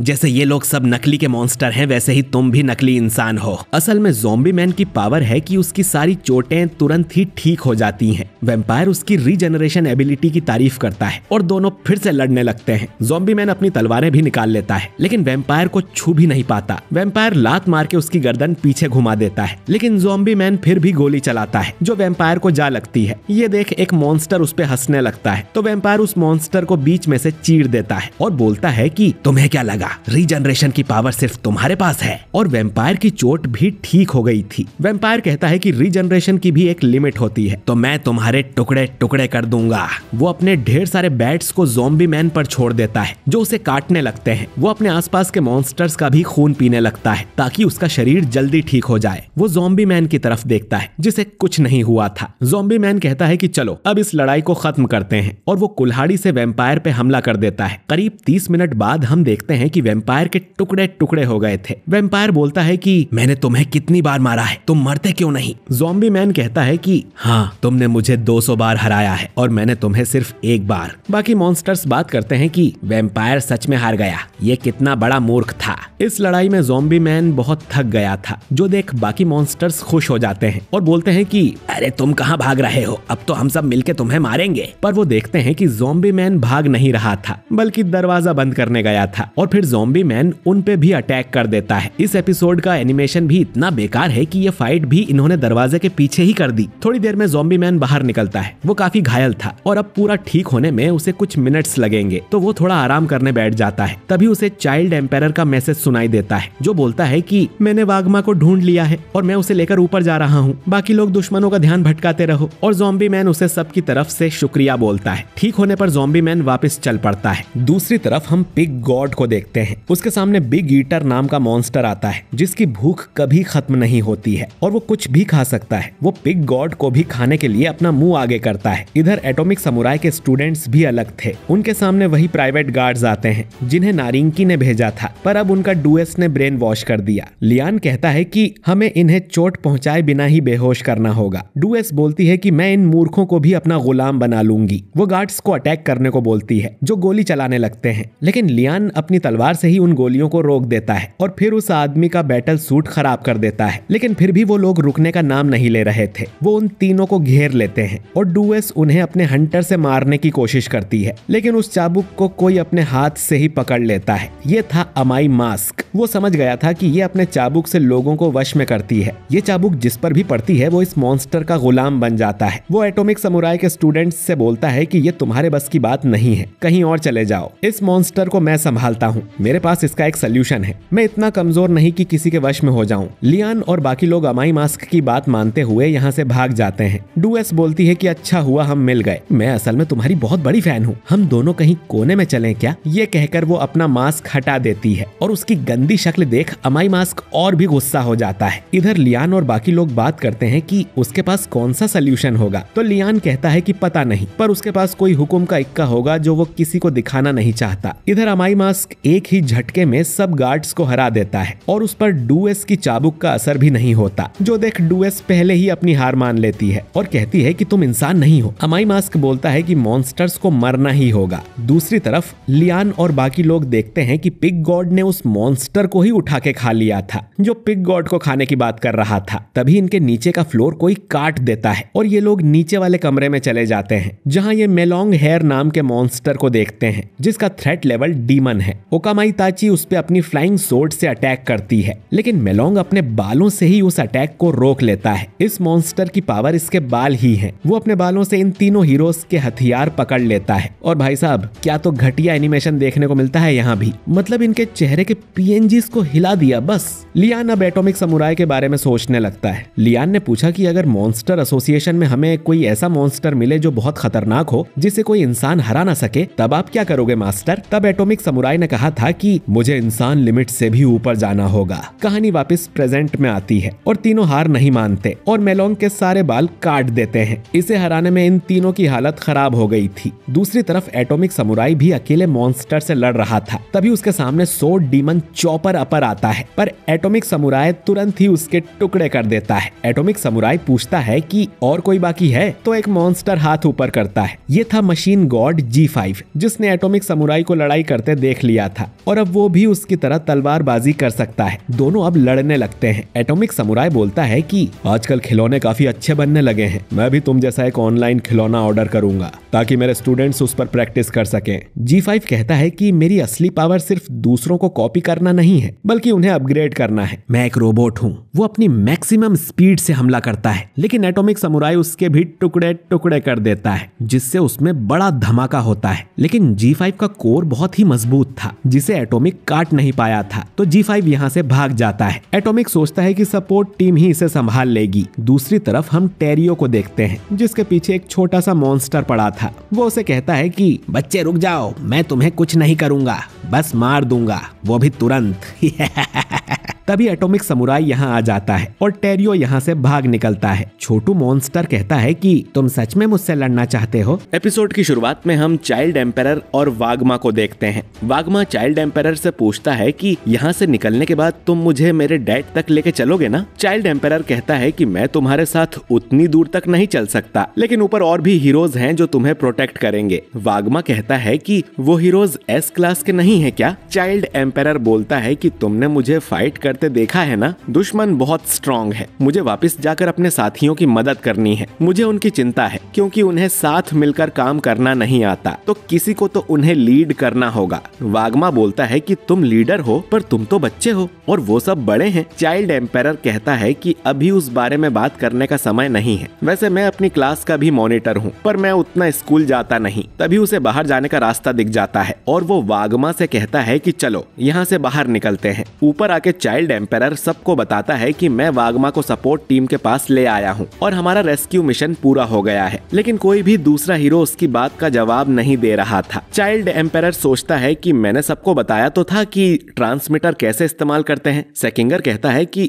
हो सकता है वो सब लोग लड़ने में बिजी हों। तभी उसे ज़ॉम्बी मैन का मैसेज आता है और अमाई मास्क का भी, जो बोलता है कि ये मॉन्स्टर्स उतने भी खास नहीं है। पिग गॉड भी बोलता है कि अभी मैं अपना खाना पचा रहा हूँ। इसके बाद इन्हें एटॉमिक समुराई का मैसेज सुनाई देता है, जो बोलता है कि मुझे यहाँ एक बच्चा मिला है। जो सुन चाइल्ड एम्पेरर हैरान हो जाता है, क्योंकि उसने वागमा से पहले ही पूछा था कि यहाँ पर उसके अलावा और कोई बंदी तो नहीं है, और वागमा ने मना किया था। वागमा अब माफी मांगता है कि मैं खुद की जान बचाना चाहता था। चाइल्ड एम्पेरर अब बोलता है कि मुझे वापस नीचे जाना होगा। वो सपोर्ट टीम से कहता है कि वागमा का ध्यान रखे। सेकिंगर उसे कहता है कि तुम बहुत थक गए हो, तुम्हें वापस नीचे जाना चाहिए। हम यहाँ वागमा को बचाने आए थे और हमारा मिशन पूरा हुआ। पर चाइल्ड एम्पेरर उसे गुस्से से घूरने लगता है, ये जानते हुए कि एक और बच्चा नीचे फंसा हुआ है। ये लोग उसे छोड़ के नहीं जा सकते। बाकी सपोर्ट टीम भी उसके साथ चलने को बोलती है, पर चाइल्ड एम्पेरर कहता है कि उसकी जरूरत नहीं है। और एक हीरो सोचता है कि मुझे भी एक दिन एस क्लास के लेवल पे पहुंचना है। इधर एटॉमिक समुराई के सामने एक छोटा मॉन्स्टर आ गया था, जिसका नाम है ब्लैक स्पर्म, और इसका थ्रेट लेवल है ड्रैगन। वो बोलता है कि तुमने मुझे काटने की कोशिश की, तुम मुझसे लड़ने का तो नहीं सोच रहे ना, तो तुम हो एटॉमिक समुराई। तुम्हारे बारे में ग्योरो ने बताया था, तुम दिखने में तो कुछ खास नहीं लगते। एटॉमिक समुराई बोलता है कि मेरे पास तुम जैसों के लिए फालतू टाइम नहीं है। तो ब्लैक स्पर्म कहता है कि तुम मुझे हल्का समझ रहे हो क्या, और वो अपने एक हाथ को बहुत बड़ा कर लेता है। एटॉमिक समुराई एक ही वार में उसके हाथ को काट देता है और बोलता है कि मैंने तुम जैसे ना जाने कितनों को काटा है। पर तभी वो देखता है कि उस कटे हुए हाथ से एक और ब्लैक स्पर्म बन गया था। असल में इस मॉन्स्टर की यही पावर है कि इसे जितनी बार भी काटा जाए इसके उतने ही रूप हो जाते हैं और ये मल्टीप्लाई होता रहता है। एटॉमिक समुराई कहता है कि फिर तो मैं एक साथ तुम सबको काट दूंगा। वो अब अपनी तलवार से मॉन्स्टर के अनगिनत टुकड़े कर देता है, लेकिन वो जितनी बार भी इस मॉन्स्टर को काट रहा था ये उतनी बार ही मल्टीप्लाई हो रहा था। एटॉमिक समुराई अटैक करता ही रहता है और देखते ही देखते ये पूरा कमरा ब्लैक स्पर्म के क्लोन्स से भर जाता है। एक क्लोन बोलता है कि तुम्हारा खेल खत्म हुआ और एक मुक्का एटॉमिक समुराई को मारता है, जिससे एटॉमिक समुराई की हालत खराब हो जाती है। उसे यकीन नहीं होता कि सिर्फ एक क्लोन में ही इतनी जान है और उसे इस मॉन्स्टर को हल्के में नहीं लेना था। वो सारे क्लोन्स अब एटॉमिक समुराई पर हमला कर देते हैं और उसकी धुलाई करने लगते हैं। वो कहते हैं कि ग्योरो ने इसीलिए मुझे तुम्हारे पास भेजा था, क्योंकि तुम बस तलवार से लड़ते हो और मुझे जितना काटोगे मैं उतना ज्यादा हो जाऊंगा। एटॉमिक बोलता है कि ठीक है, फिर मैं तुम्हें दफना देता हूँ, और वो ऊपर की छत इन क्लोन्स पर पर गिरा देता है। ये आवाज इधर ज़ॉम्बी मैन को सुनाई देती है और वो सोचता है कि पता नहीं बाकी लोग कैसे होंगे। तभी उसके पीछे होमलेस एम्पेरर नाम का मॉन्स्टर आ जाता है। इसका थ्रेट लेवल ड्रैगन है। ये बोलता है कि तुम्हें अपने साथियों की चिंता हो रही है क्या? ज़ॉम्बी मैन को यकीन नहीं होता कि ये मॉन्स्टर उसके पीछे कब आ गया। ज़ॉम्बी मैन कुछ करे उसके पहले ही होमलेस उस पर एक एनर्जी ब्लास्ट से हमला कर देता है और बोलता है कि शायद वो सब भी ऐसे ही मारे गए एक ही झटके में। कितनी शर्म की बात है। मैंने हीरो एसोसिएशन की वेबसाइट चेक की थी और सारे एस रैंक हीरोज को मैं अकेला ही मार सकता हूँ। पर तभी वो देखता है कि ज़ॉम्बी मैन वापस रीजनरेट हो गया था और वो कुल्हाड़ी से होमलेस पर अटैक करता है, लेकिन होमलेस वापस ज़ॉम्बी मैन के सिर को ब्लास्ट कर देता है। तभी एक गोली होमलेस की तरफ आती है, लेकिन अपनी एनर्जी से वो उसे भी रोक लेता है। ज़ॉम्बी मैन अब अपने पास से एक गन निकालकर शूट करता है, लेकिन होमलेस बड़ा सा एनर्जी ब्लास्ट कर सब कुछ तबाह कर देता है और बोलता है कि तुम कैसे हीरो हो जो मरने पर भी हार नहीं मान रहा। ज़ॉम्बी मैन कहता है कि मुझे किसी आर्मर या शील्ड की जरूरत नहीं है, ना ही मेरे पास कोई सुपर पावर या बड़े हथियार हैं। बस मेरी एक खासियत है कि मैं मरता नहीं। ज़ॉम्बी मैन मन में सोचता है कि ये मॉन्स्टर तो बहुत ही स्ट्रॉन्ग है और पूछता है कि तुम इतनी जल्दी कैसे अटैक कर लेते हो। होमलेस बोलता है कि अब समझ आया कि तुम्हें ज़ॉम्बी मैन क्यों कहा जाता है। तुम मेरी पावर का सीक्रेट जानना चाहते हो। ठीक है, मैं बताता हूँ कि मुझे ये पावर कहाँ से मिली। करीब 1 महीने पहले तक मैं एक पार्क में रहता था। मैंने अपनी जॉब खो दी थी और मुझे घर से भी लात मार के निकाल दिया गया था। नए एम्प्लॉइज की वेलकम पार्टी में मुझे मेरे बॉस ने नंगा नचवाया था और फिर उसी वजह से मुझे अगले दिन निकाल दिया गया। मैं एक पार्क में पड़े पड़े आसमान को देख रहा था और सोचता था कि मेरा घर ये पूरी पृथ्वी ही है। और फिर उसे इंसानों पर गुस्सा आने लगा जो अपने फायदे के लिए इस पृथ्वी का बुरा हाल कर रहे थे। इस बात का उसे इतना बुरा लगा कि वो खुद भी मिट्टी में मिल जाना चाहता था और मरने को तैयार था। लेकिन तभी उसके सामने कोई प्रकट हुआ। ये गॉड था। गॉड ने कहा कि तुम सही हो, इंसान मूर्ख है, लेकिन इसके लिए तुम्हें मरने की जरूरत नहीं है। मैं तुम्हें अपनी पावर दूंगा और तुम जानते हो कि तुम्हें इस पावर से क्या करना है। यानी कि होमलेस एम्पेरर को ये डिवाइन पावर गॉड ने दी है, क्योंकि वो जान गया था कि इंसान पृथ्वी के लिए हानिकारक है और अब समय आ गया है कि वो पृथ्वी से इंसानों का नामो निशान ही मिटा दे। ज़ॉम्बी मैन सोचता है कि अरे यार, इसकी कहानी तो जल्दी खत्म हो गई, मैं पूरी तरह रीजनरेट भी नहीं हो पाया।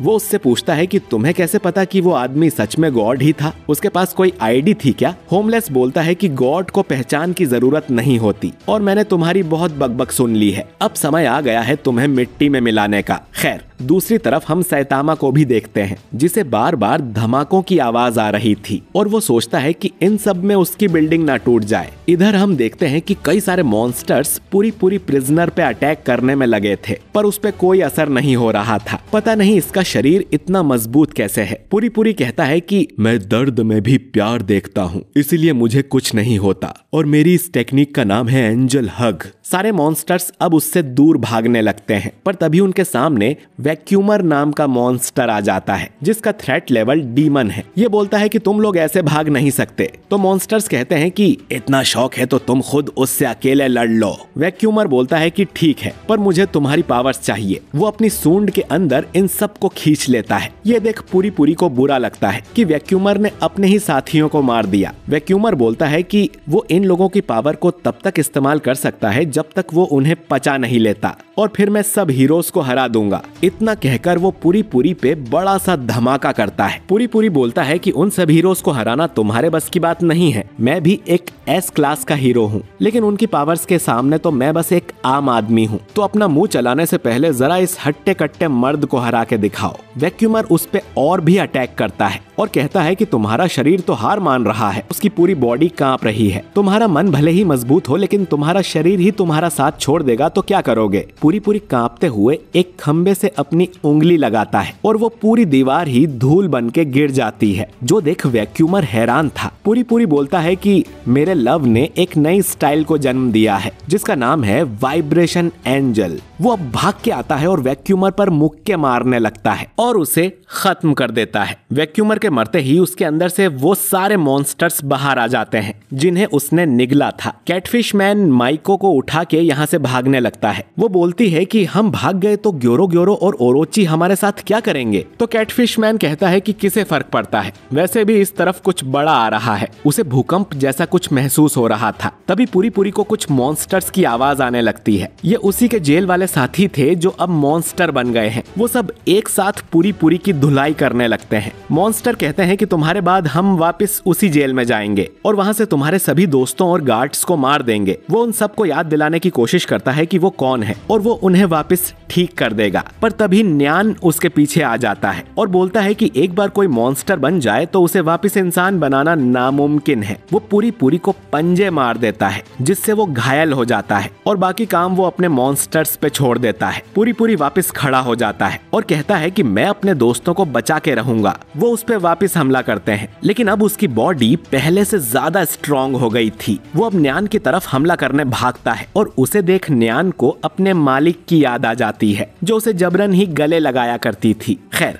न्यान दीवार में बने एक पतले से गैप से निकल जाता है और बोलता है कि मैं किसी दूसरे हीरो से लड़ने जा रहा हूँ। पूरी पूरी भी अब उसके पीछे दीवार में घुस जाता है और उसका पीछा करने लगता है। ये लोग घूम फिरकर उसी जगह आ जाते हैं। पूरी पूरी सोचता है कि ये बाकी हीरोज से लड़ने का सोच रहा है। इसे पता नहीं कि ये कितनी बड़ी गलती करने जा रहा है। बाद में इसे एहसास होगा कि पूरी पूरी तो कितना भला मानुस था। तभी वो पीछे देखता है कि उनकी भागदौड़ में उसके साथी कुचले गए थे। वो उनके लिए रोता है और बोलता है कि मैं तुम्हारा बदला जरूर लूंगा। दूसरी तरफ सैतामा उसके रोने की आवाज सुनता है और बोलता है कि ये भद्दी आवाज कहाँ से आ रही है और ये जगह आखिर और कितनी बड़ी है। मुझे तो यहाँ का रास्ता भी नहीं पता। लगता है किसी मॉन्स्टर से पूछना पड़ेगा। एपिसोड की शुरुआत में हम किंग को देखते हैं जो कि सिल्वर फैंग, बॉम्ब और फुबुकी के साथ यहाँ आ गया था। वो मन में सोचता है कि ये जगह तो बहुत बड़ी और डरावनी है। ऐसा लगता है किसी भी टाइम कोई भी मॉन्स्टर यहाँ आ टपकेगा। तुम कहाँ हो सैतामा? फुबुकी किंग से पूछती है कि तुम तो इतने ज्यादा स्ट्रॉन्ग हो, ये जगह तो तुम्हें मामूली लग रही होगी। किंग कहता है कि ऐसा नहीं है, हो सकता है यहाँ मुझसे भी स्ट्रॉन्ग कोई हो। फुबुकी बोलती है कि तुम दुनिया के सबसे स्ट्रॉन्ग आदमी हो, फिर भी ऐसा सोचते हो। सिल्वर फैंग कहता है कि एक सच्चे योद्धा की यही पहचान होती है, मुझे तुमसे बहुत कुछ सीखना है। जबकि किंग सच बोल रहा था। वो हमेशा ही लोगों को सच बताता है कि मैं खुद को हीरो नहीं मानता, मैं स्ट्रॉन्ग नहीं हूँ, पर लोग उसका गलत ही मतलब निकालते हैं। फुबुकी अब बोलती है कि हमें यहाँ से 2 ग्रुप्स में बंट जाना चाहिए। दूसरी तरफ सैतामा को कुछ और मॉन्स्टर्स मिलते हैं, पर वो सैतामा को देखते ही शोर मचाने लगते हैं और पिग गॉड एक के बाद एक मॉन्स्टर्स को खाते ही जा रहा था। पर तभी एक दूसरा मॉन्स्टर पिग गॉड को ही खा जाता है। इसका नाम है गम्स और इसका थ्रेट लेवल है ड्रैगन।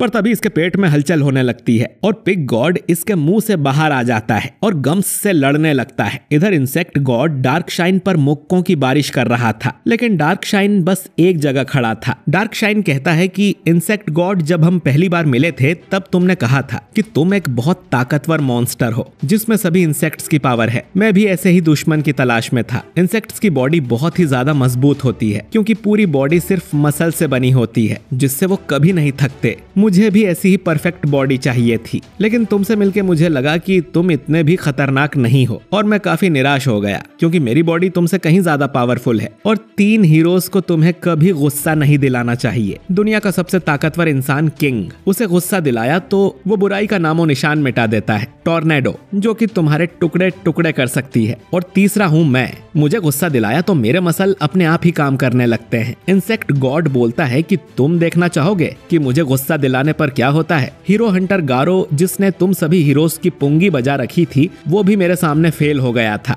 मेरा शरीर एक कवच की तरह है जिसे तोड़ा नहीं जा सकता और मेरी पूरी बॉडी एक हथियार की तरह है। अब मैं तुम्हारे टुकड़े टुकड़े करके कीड़ों को खिला दूंगा। वो पंच मारने डार्क शाइन के पास जाता है जो कि सिर्फ एक ही मुक्के में इंसेक्ट गॉड को ही खत्म कर देता है। इधर सैतामा ने भी सभी मॉन्स्टर्स को मार दिया था। तभी उसके सामने वो रोवर नाम का मॉन्स्टर आता है जिसका थ्रेट लेवल ड्रैगन है। सैतामा को लगता है कि अरे ये डॉग कितना बड़ा है। वो उसे एक मॉन्स्टर की हड्डी दिखाते हुए बोलता है कि ओए डॉगी, मैं तुम्हें यह हड्डी दूंगा, तुम मुझे यहाँ के सबसे बड़े मॉन्स्टर तक लेके चलो। रोवर सैतामा पर भी एनर्जी ब्लास्ट करता है जो कि सैतामा को पसंद नहीं आता। उसे लगता है कि यही वो मॉन्स्टर है जो इतनी आवाजें कर रहा था, जो सैतामा को अपने घर तक सुनाई दे रही थी। वो इसे सबक सिखाने के लिए एक मुक्का मारता है जिसकी शॉक वेव इतनी जोर की थी कि सभी हीरोज को सुनाई देती है। ज़ॉम्बी मैन, जो अब भी होमलेस एम्पायर से लड़ रहा है। अमाई मास्क, चाइल्ड एम्पायर, पूरी पूरी प्रिजनर, फ्लैशी फ्लैश, तात्सुमाकी, किंग और उसका बाकी ग्रुप,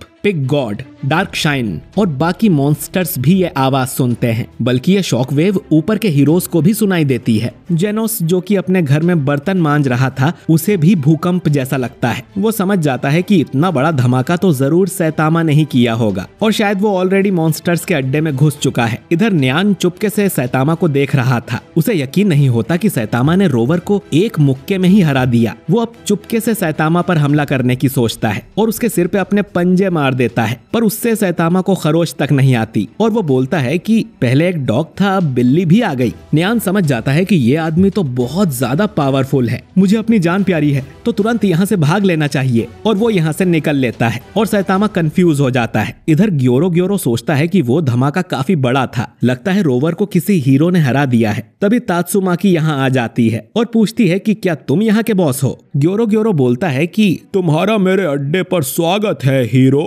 मुझे लगा ही था कि सिर्फ तुम ही मुझ तक पहुंच पाओगी। मेरा नाम ग्योरो है, मैं मॉन्स्टर एसोसिएशन का मैनेजर हूँ और इस नई दुनिया का क्रिएटर भी, जिस पे मॉन्स्टर्स का राज होगा। तात्सुमाकी बोलती है कि यानी तुम ही बॉस हो। ग्योरो अब बड़े बड़े पत्थरों से तात्सुमाकी को कुचलने की कोशिश करता है, लेकिन तात्सुमाकी को कुछ नहीं होता और वो पूछती है कि बस इतना ही दम है। फिर वो अपनी थोड़ी सी पावर से ही ग्योरो का एक हाथ उखाड़ देती है, जो देख ग्योरो हैरान हो जाता है कि इसने मेरा बैरियर तोड़ दिया, अब मैं अपनी असली पावर दिखाऊंगा। ग्योरो अब अपने असली रूप में आ जाता है, जिसकी ढेर सारी आंखें थी। वो तात्सुमाकी से कहता है कि मैं तुमसे भी ज्यादा ताकतवर साइकिक हूँ। वो अब तात्सुमाकी की ग्रेविटी 300 गुना से बढ़ा देता है और उसे कुचलने की कोशिश करता है, पर तात्सुमाकी तो आराम से खड़ी थी और बोलती है कि अच्छी मसाज हो रही है, मेरे बाएं कंधे पर थोड़ा ज्यादा वजन डालो ना, मैंने अपना तकिया चेंज किया है तो कंधे में थोड़ा दर्द है। ग्योरो अपनी पूरी पावर लगा देता है, लेकिन तात्सुमाकी को कुछ नहीं होता।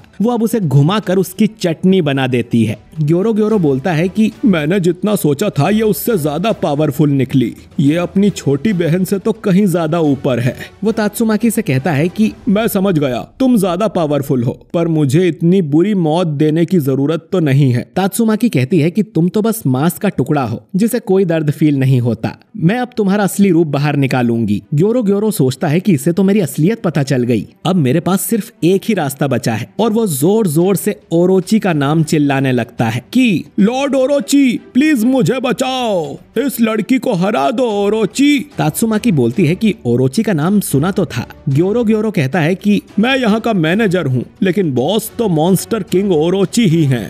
मैंने ही उस मॉन्स्टर को बनाया था, लेकिन उसकी पावर की कोई लिमिट नहीं है और तुम्हारा खेल अब खत्म हुआ तात्सुमाकी। लेकिन ओरोची का तो कहीं पता ही नहीं था। ग्योरो को टेंशन होने लगती है कि ओरोची अब तक आया क्यों नहीं, मैंने उसको ब्रेन वॉश किया था, जिससे वो हमेशा मेरे ऑर्डर्स मानता है। तात्सुमाकी बोलती है कि शायद वो किसी दूसरे हीरो से लड़ने में बिजी होगा, अब तुम्हें कौन बचाएगा। ग्योरो बोलता है कि थोड़ा शांति से बात करते हैं ना, पर तात्सुमाकी तो बहुत गुस्से में थी। ग्योरो सोचता है कि ऐसा कौन हीरो है जिससे लड़ने में ओरोची मेरा ऑर्डर नहीं मान रहा। तात्सुमाकी तो यहाँ पर है, तो ओरोची किससे लड़ रहा है। इधर हम देखते हैं कि ओरोची सैतामा के सामने था। सैतामा बोलता है कि पहले 2 नंगे आदमी, फिर एक डॉगी, फिर बिल्ली, मैं सोच ही रहा था कि अब मेरे सामने क्या आएगा। वो ओरोची से कहता है कि मैं ऊपर वाली बिल्डिंग में रहता हूँ, यहाँ बहुत शोर हो रहा था तो मैं चेक करने आ गया। तभी ओरोची उस पर अटैक कर देता है और सोचता है कि वो शॉकवेव मामूली नहीं थी, इसीलिए मैं खुद देखने आ गया। ये हीरो तो हमारी लिस्ट में था ही नहीं, ये हमारे लिए बड़ा खतरा बन सकता है, मुझे इसे तुरंत ही मारना होगा। वो देखता है कि सैतामा को कुछ नहीं हुआ था। वो बोलता है कि यहाँ रहने वाले सभी लोग किसी ग्रुप का हिस्सा हैं क्या, तुम यहाँ खतरे में होने की बात कर रहे हो, लेकिन मुझे जो भी मिलता है मुझ पे अटैक क्यों कर देता है। ओरोची अब अपने मुंह से बड़ा सा एनर्जी ब्लास्ट करता है, जिससे सैतामा बच जाता है और कहता है कि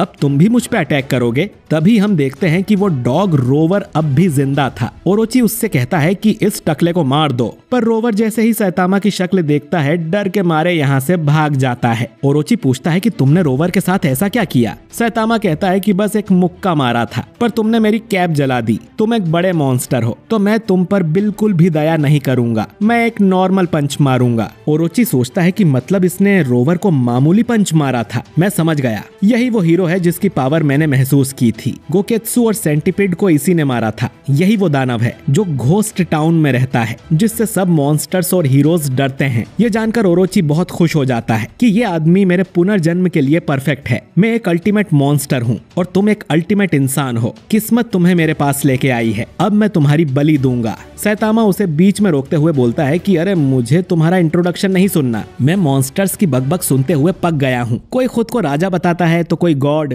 यूनिवर्स को जीतने वाला, फलाना ढिमका। मैंने तुम जैसे बहुत लोगों को हराया है, तो तुम में अलग क्या है? तुम खुद को अल्टीमेट मॉन्स्टर बुलाते हो, फिर भी मेरे एक मुक्के में खत्म हो जाओगे। चलो लड़ाई शुरू करते हैं। ओरोची अब गुस्से में उस पर अटैक करता है। सैतामा एक पंच में उसके सारे हाथ तोड़ देता है। फिर वो सैतामा पर बड़ा सा एनर्जी ब्लास्ट करता है, जिसकी बिजली बाकी हीरोज पर भी गिरती है। सैतामा अब भागकर ओरोची की तरफ जाता है। ओरोची के एनर्जी ब्लास्ट से उसे कुछ नहीं हो रहा था। वो एक मुक्का मारता है और ओरोची की गर्दन उखाड़ देता है। ओरोची को समझ भी नहीं आता कि उसके साथ क्या हुआ। सैतामा बोलता है कि ये तो बस मेरा नॉर्मल पंच था, और ओरोची जलते हुए नीचे गिर जाता है। गुफा की ही किसी दीवार पर हम गॉड की पेंटिंग बनी देखते हैं, और गारो भी किसी कमरे में बेहोश था। इधर किंग का ग्रुप अलग अलग होने की बात करता है। किंग को लगा था कि ये लोग दो दो के ग्रुप में बटेंगे, पर ये तो किंग को अकेला छोड़ देते हैं और तीनों दूसरी तरफ जाने लगते हैं। किंग अब अकेला चल रहा था और सोचता है कि 4 लोगों को दो दो के ग्रुप में बांटना चाहिए ना, मुझे अकेला क्यों छोड़ दिया। खैर, मुझे बस छुप के रहना है। जब तक हीरोज सभी मॉन्स्टर्स को मार नहीं देते, मैं छुप के बैठूंगा जैसे मैं यहाँ हूँ ही नहीं। तभी उसे पीछे से कोई आवाज लगाता है। यह वागमा था। वो कहता है कि मेरे पीछे मॉन्स्टर पड़ा है, तुम मुझे अपने कंधे पर बैठा लो। मॉन्स्टर का सुन के किंग का दिल जोर जोर से धड़कने लगता है। वागमा सोचता है कि ये आवाज तो किंग इंजन की है। किंग उससे कहता है कि तुम्हें कोई दूसरा हीरो ढूंढना चाहिए, मैं तुम्हारी कोई मदद नहीं कर सकता। मेरे पास आने से तुम्हें निराशा ही होगी। असल में ये वागमा नहीं बल्कि एक मॉन्स्टर था जो वागमा का रूप लेके आया था। किंग की बातें सुन उसे लगता है कि किंग ने उसके असली रूप को पहचान लिया है। वो डर के मारे अपने असली रूप में आ जाता है। ये देख किंग का दिल और ज्यादा धड़कने लगता है और वो मन में सोचता है कि